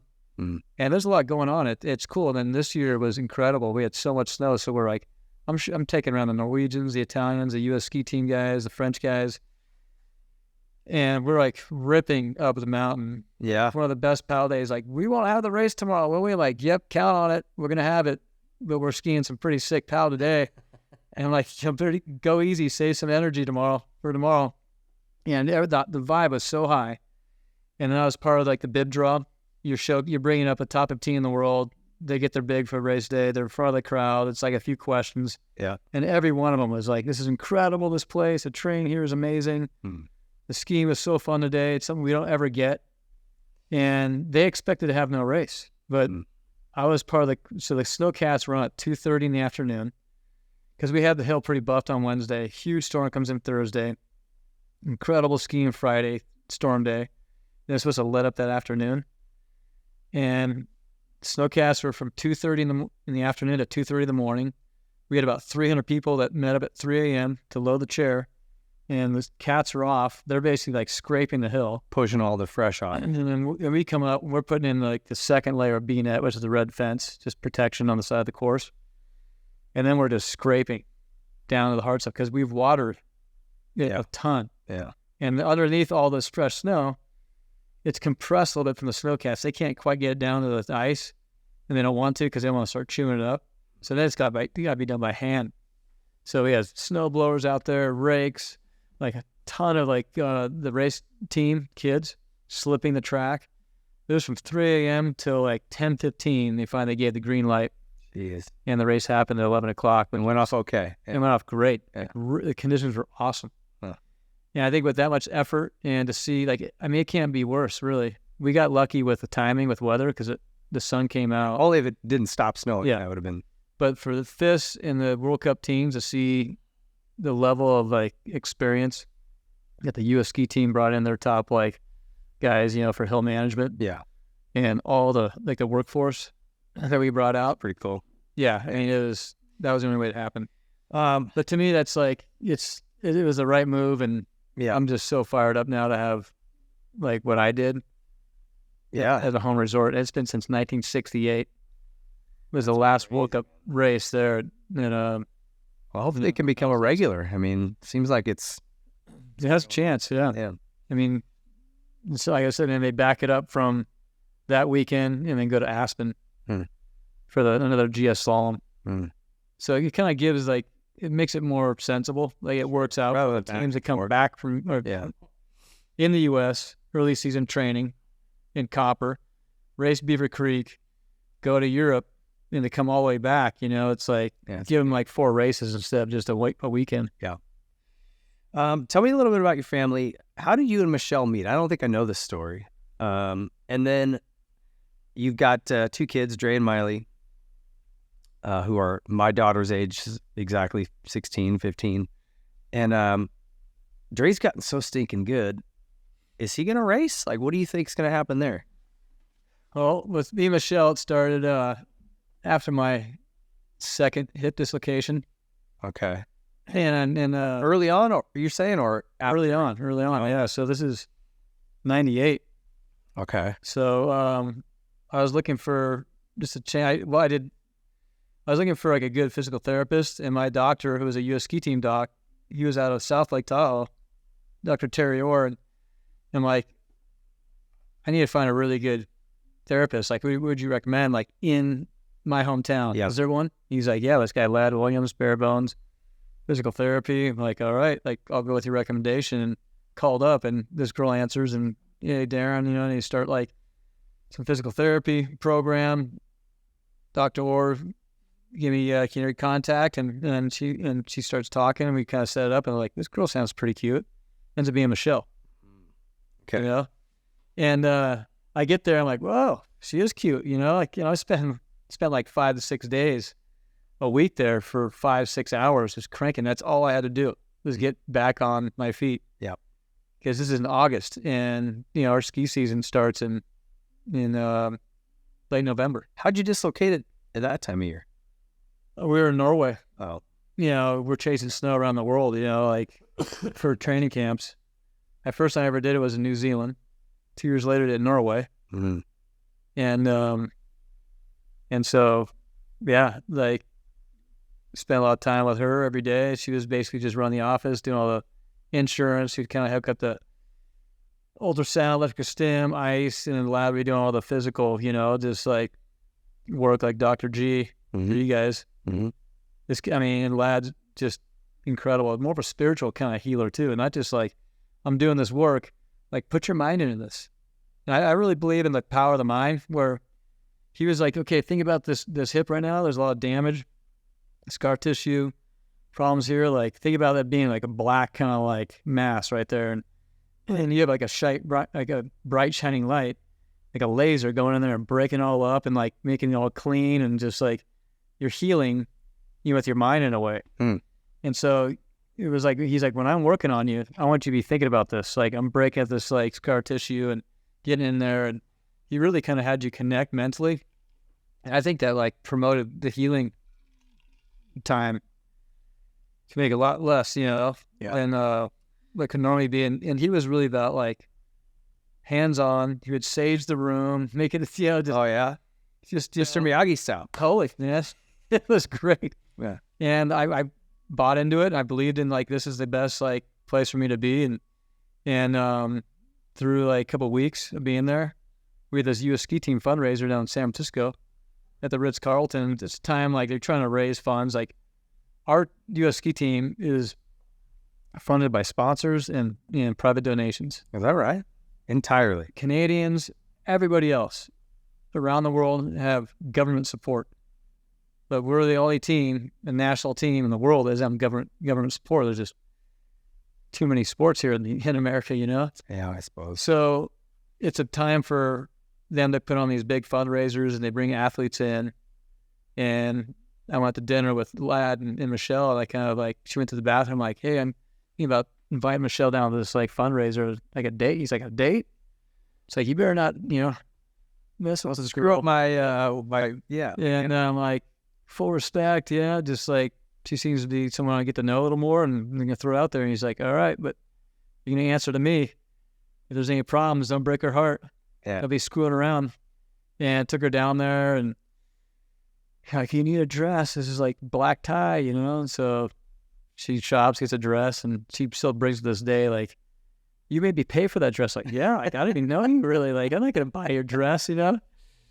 And so we stayed at the Ritz, and then, yeah, it was like a slow kind of thing. I wasn't pressing hard at all. It was like, I like this girl, you know, and she's a snowboarder and had these little braids, like ponytails, like poking up through her goblet strap, these boots out of the half pipe. And she's always like one of those girls that was hanging around the guys a lot. Okay. Snowboarding and skating, and she grew up in Dana Point. Okay. And her brother Chad's like incredible skater, and you know Chad, like surfer and moto, and he's like, it's just a fun, you know, world for me. Like, it was a way for me to escape ski racing. Mm. She knew nothing about ski racing. She's like, you're like racing these tight suits, like the most uncool thing you could be wearing, you know, as like a skater or, you know, a surfer or snowboarder. Yeah. And like, I was introduced to the snowboard world up in Tahoe, and it was, I mean, those guys raged. Yeah. Like rock stars. Mm. Like for me, they'd always make fun of me. Oh, the Olympian, you know? Like, where's your rubber suit, man? Yeah. Yeah. Like, keep that stuff away from him. He doesn't do any of that stuff. I'm like, no, I don't. Like, you know, but like, just blown away, like what I saw in that crowd. It was fun. It was a fun, like, another world that I was exposed to. And yeah, we hung out for, like, what was it? 98, we got together first time. And then 2003 got married. So we got our 20th anniversary coming up in September. Nice. And 2 kids, Maya and Drayson, twins. And they're both like crazy amount of talent, but they haven't like really found one thing that they want to really focus on. Like Miley, she's like the social butterfly, but she can pick up a lacrosse stick and just, she's aggressive and scrappy, and it's fun to see that. Great skier. Anything she does, she picks it up, but she doesn't put much time into being, you know, that athletic. Where Dre is like the whole other spectrum, where he's like got crazy talent. Gets a mountain bike and could just like wheelie around and manual this stuff. Like, he was on an 85, like, you know, I had a 65 and an 85 for him. And he kind of just lost interest and hasn't been on a bike for 2 years. And then I got a 450 XCF, just, you know, set up for off-road. And he's like, Dad, can I take your bike out and go ride with Madden and Riker? And I'm like, yeah, 450. You went from an 85, and you went 450. He's like, I'm like, kid, be careful. And this is what I'm talking about. You're just like, all right, yeah, have fun. Go. Be smart. He comes back like, I hit all the jumps across the track and this, and like, really? He's like, yeah, Riker just sent me this video. Look at this. I'm like, are you kidding me? Just on the gas, like, what? You know, and so he's been all amped about getting a bike. And I'm like, maybe we'll get a 300 because that'd be a good woods bike. I don't have one, and we'll just share that. He's like, I like the 4-strokes, Dad. He just sounds so much better. He is a 4-stroke kid. I gotta go slap him in the head. I know. After hearing you on that 125 today, Paul, he was like, oh, that sounds good. Yeah, all right. And but anyways, like we'll look into getting a bike like this. Yeah, like when we get home to Tahoe after this trip down to SoCal. He ends up like, I mean, it was perfect timing. A buddy of mine's like, hey, I got this KTM 350, 2022, 3 hours on it. Like, perfect for sale. No, anybody wants it? I'm like, sold. I'm taking it. And we just got it, and this is Dre's third day on it, and he looked great, man. We went riding earlier, and and it was like you just went out of your way to like tail him and then give him some tips, and that's awesome. Like my whole thing, I know, like I learned that as a trail rider, sitting down, elbows down, getting chewed out by my moto buddies, you know, like stand up, get the arms up a little more. Yeah. I've been really focused on that, and when I started riding with him as a little kid, I always look back and like just stand up, stand up, stand up, and you were talking about that, like stand up all the way into the corner, and to me, like I'm always trying to pick up stuff. I want to get better. Yeah. And so what you were telling Dre, like I'm like, you know, I gotta continue work on that same stuff. Well, I'd love next time we go out, we'll do a little more, like just a couple of other things. But that was the one thing I saw. I'm like, all right, this will help him a lot. Just that. No, and he's fired up. Like he obviously, your kids don't take as much input from you as a parent than they do from somebody else. And even my position, ski racing, like they don't really think I know what I'm talking about. That's just, but just okay. Like Dad, like you don't get it. You're old. Chris's drills are so much better than yours. I'm like, yeah, drills are good. Like you kind of like work on foundation, right? And then stuff becomes like natural reaction, and like that's the stuff that like you do it the right way. It's gonna make you like stronger and better and faster or whatever. Yeah. Like your drills suck, Dad. Like no respect. So much better. No respect for the parents. But I mean, he's insane, dude. He's skating, talented. Yeah. Picks stuff up so fast, and I think being a well-rounded athlete is really cool. Yeah. But like, I mean, if he wants to get really good at something, he's got to know how to get focused and like grind. And that's what I really enjoyed that. When I found skiing, like I put a lot into it, and I wanted to work harder than anybody else because I knew that would be that'd be the payoff. Yeah. It's tough though. You can't instill your passion into your kids, right? Like, so you look at them going, dude, you could be really good at any of these things, but he's got to decide what he wants to do, right? So that can be frustrating. It's like, okay, I'm leaving for the track. We're going early. If you get up and you're, get your stuff packed and ready to go, it's all on you. Yeah. And he's up. He's loading the bikes in the truck. It's cool. Yeah. Now he's driving here, and, just like I'm trying to kind of like, we build our kids up to have the skills and confidence in themselves to like eventually like fly off on their own, right? Yeah. The nest. Yeah. And I try and like really do that. I mean, I had parents like, how do you get the kids like walk up to the ski hill with all their own gear? Because like skis, poles, all that stuff, it's not the easiest thing, for little kids. I'm like, I just told them they had to. Like the kids can do it. Yeah. If you're just a helicopter parent or always doing this stuff for them, they're not going to learn. And maybe it's going to be a little struggle. I mean, battles and all that stuff, but eventually, they're going to like know how to do it themselves. I tell this story of my kids. We took them scuba diving. We were on a vacation in Belize, and my girls were 11 and 12. Yeah. Their cousins were 9 and 10. So pretty young kids. The instructor down in this Belize place we were at was like, okay, put your face in the water. All right, you're good. I mean, they gave them no instruction. And I'm going, we're down like 40 feet, so this is going to survive or you're going to die. So they didn't say there's lionfish. They didn't say anything about it. Like they just didn't give them any instruction. So I'm the whole time we're down, I'm panicking. I'm like, the kids are swimming over the top of each other, clanking into their tanks. And I'm like, dude, we're going to have a disaster here. Go wrong pretty quick, yeah. And at one point, they're all hovering around a lionfish that's down there. And I'm like, no, don't touch that. But when we got done, I'm like, it went fine other than that incident, really. And I learned, like, man, if you just don't put fear into them, you're right, they can do it. Like, kids are very capable. Now, so it's that fine line of I don't want them to get killed. If they'd have grabbed that lionfish, we'd have been, And then you got to kind of like keep them away from like really harmful situations, but they got to learn on their own. Yeah. And I mean, my best advice, like for the parents, is like when a kid falls when a little, like run around, just starting to walk, all that stuff. Don't go, oh, are you okay? And run over to them. Yeah. Just like, all right, get up, let's go. Yeah. And like, or turn away, because like they'll have like a little moment, they're like assessing themselves. See how you react. And if you react like, oh my gosh, you okay? Like really concerned. They start crying, whatever. My buddy's dad used to always go, hey, get up and come over here and I'll help you up. Yeah. They'd fall. We're skiing one time, and Dre's like, I'm too tired to get up and keep going. I'm like, no, you're not. You're fine. He's like 6. Yeah. And he's like, help me get up. I'm like, you can get up on your own. And I'm always like, do it yourself. You're fine. Yeah. Right? And we're battling. He's like, I can't make it down. I can't do it. I'm like, don't say can't. That's not a good word to say. Like, you can. And he's still just messing with me big time. And that buddy of ours, TJ, comes rolling up, just stops, hits the brakes. What's up, Daron? Hey, Dre. And Dre's standing up. Hi, TJ.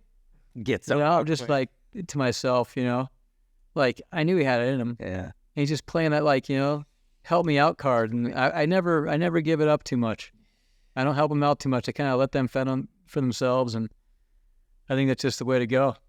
But if you instill fear, they're going to be so fearful. Yes. But if you're like always cautious, it's like driving right now. I'm like, be aware. You're looking in mirrors. You're checking things out, but you got to be kind of more on the, ready for anything to happen, but be aggressive. Don't be really timid. Yeah. Because if you're timid, you're going to start making more mistakes. Yeah. And get a bad. It's like anything else, right? You halfway make a move and then cause an accident. Last question, man. I've kept you here way too long. We ask everybody this. And it's kind of it's our legacy question. How do you want to be remembered in the sport of skiing? I know this one because I listen to Whiskey Throttle quite a bit, and it's cool. But for me, my legacy is it's just being known as a person that loves what he does, has a lot of passion, and always try to find out what I'm made of, scrappy, gritty, through that, and hard work, right? Talent only takes you so far. There's a lot of hard work that's going to get you that next level.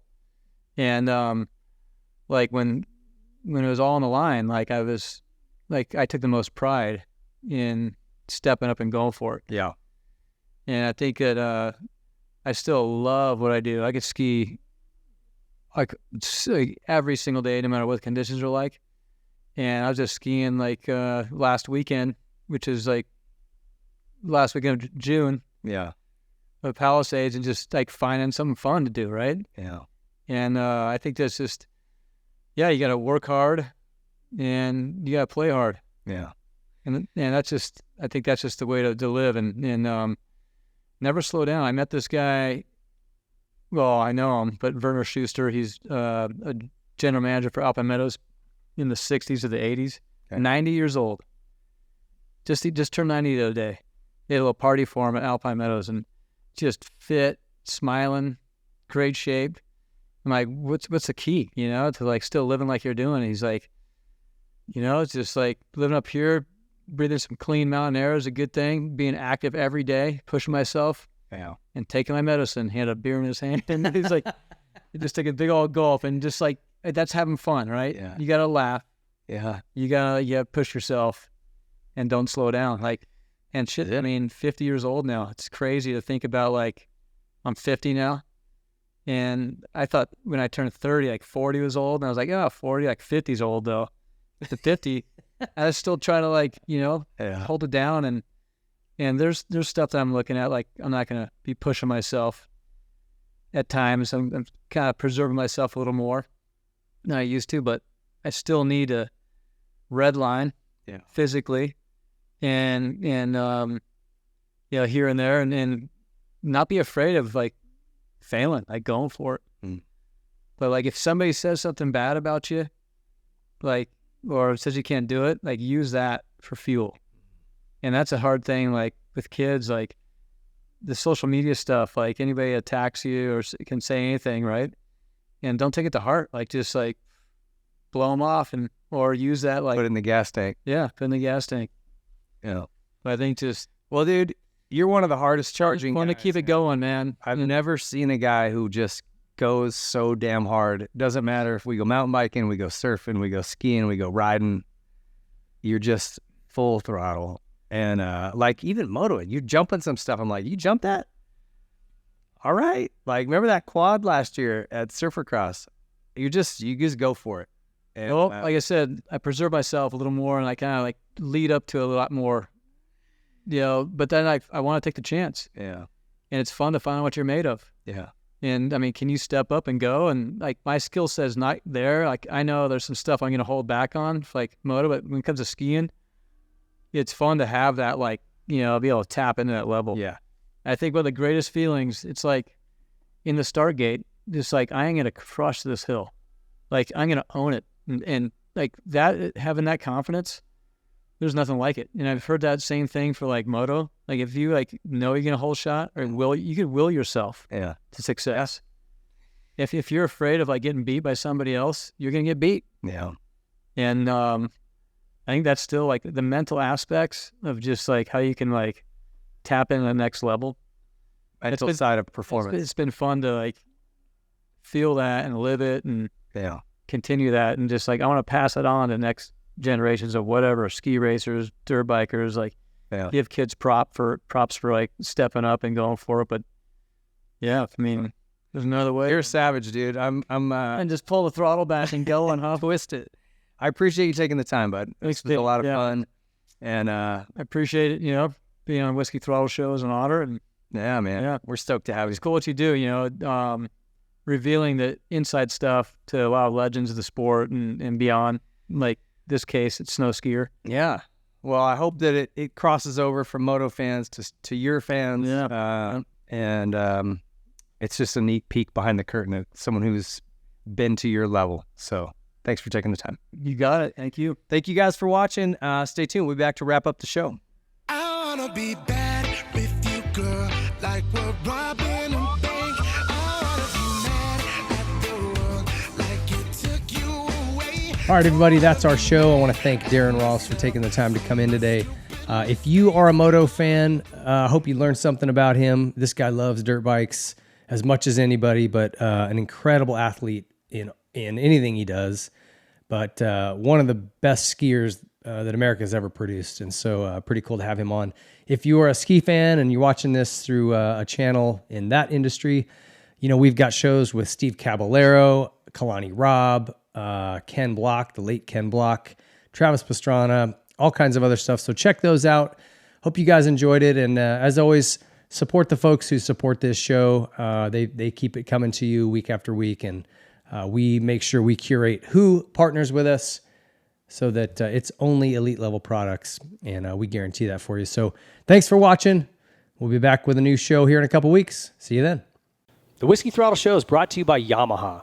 Join the Blue Crew today and take advantage of all that Yamaha has to offer, including amateur racing trackside support, awesome Yamaha contingency, Jason Rain's demos and instructional classes, and frankly, the most high-performing motorcycles available on the market today. Whether you're looking for a 4-stroke, a 2-stroke, a side-by-side, a quad, a boat, a generator, Yamaha prides themselves on absolute top-level quality and reliability.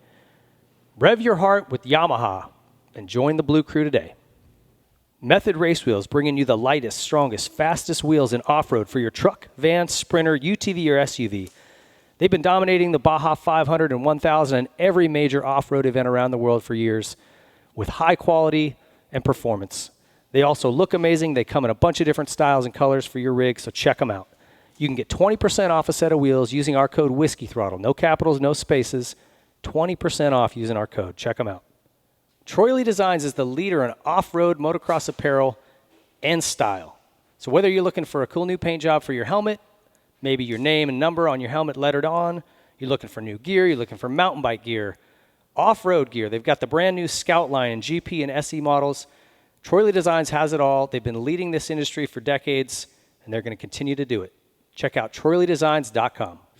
SKDA is a moto graphics and seat covers company with several offices based around the globe. For too long, bikes and graphics have all looked the same. They just start to blend together. SKDA is working to change that.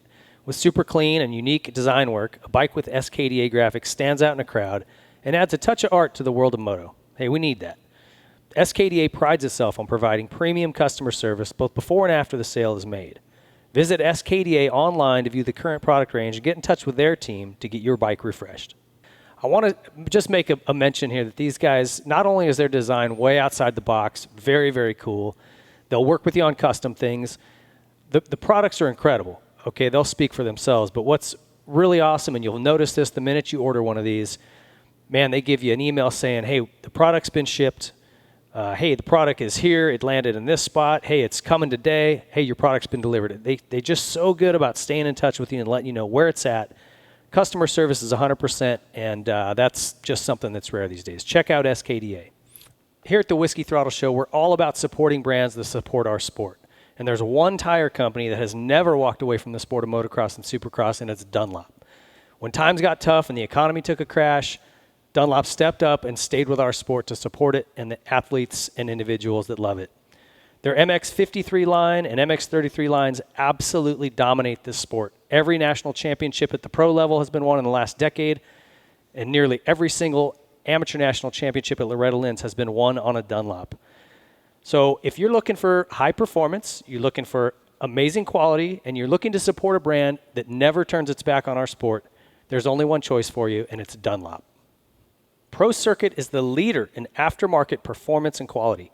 Whether you're looking for a little more horsepower out of your engine, some quality hard parts to improve the way your bike feels and looks, better handling through suspension or linkage arms, Pro Circuit is where you need to stop. It's your one-stop shop. You can go in there and get everything you need to make your motorcycle go from average to exceptional. Pro Circuit's got enough number one plates on their wall to side an entire home. And there's a reason for that. They're very, very good at what they do. The highest quality products with one goal in mind, and that's winning. Check out ProCircuit.com. Nihilo Concepts is leading the way in aftermarket hard parts. With their secondary on-switch device, something that was much needed in this sport, they've been innovating and bringing new products to market. Their latest is the new Nihilo Run Cool brake pistons. They're designed to be stronger than stock and provide exceptional cooling performance with less brake drag. Most OEM calipers pistons are made from aluminum that just can't hold up to the heat and extreme demands of serious racing. When they get hot, the aluminum will distort, causing loss of hydraulic pressure and brake failure. Nihilo's Run Cool pistons limit the area that boiling hot hydraulic fluid is able to come in contact with the piston, leaving 2/3 of the piston volume in open air with breather holes to enhance the cooling ability. It's made of a proprietary stainless blend, which is better at dissipating heat. You have issues with brake fade or brake failure, check out Nihilo Concepts among their many amazing hard parts and carbon fiber parts and titanium. NihiloConcepts.com.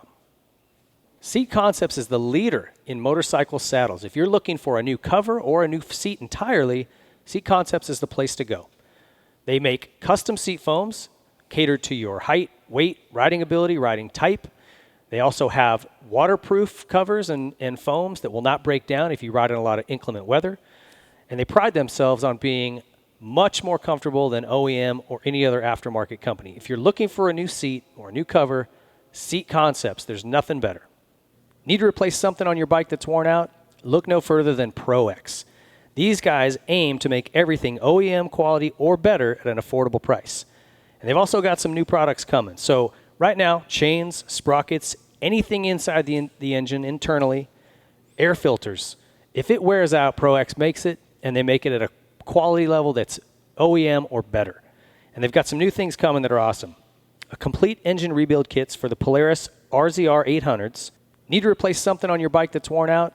Look no further than Pro-X. These guys aim to make everything OEM quality or better at an affordable price. And they've also got some new products coming. So right now, chains, sprockets, anything inside the engine internally, air filters. If it wears out, Pro-X makes it, and they make it at a quality level that's OEM or better. And they've got some new things coming that are awesome. A complete engine rebuild kits for the... If you've got a little Grom that's looking to get started in the motorcycle world, the best way to get them going is on a Stasic bike. They've got multiple sizes, so from your very young Groms to those who are a little more grown up, you can start them safely. They've got controls that allow you to control the speed so he can't get going too quick. They can touch the ground. There's not a lot of noise to distract them. It's the perfect way to get your child involved in motorcycling at a very young age.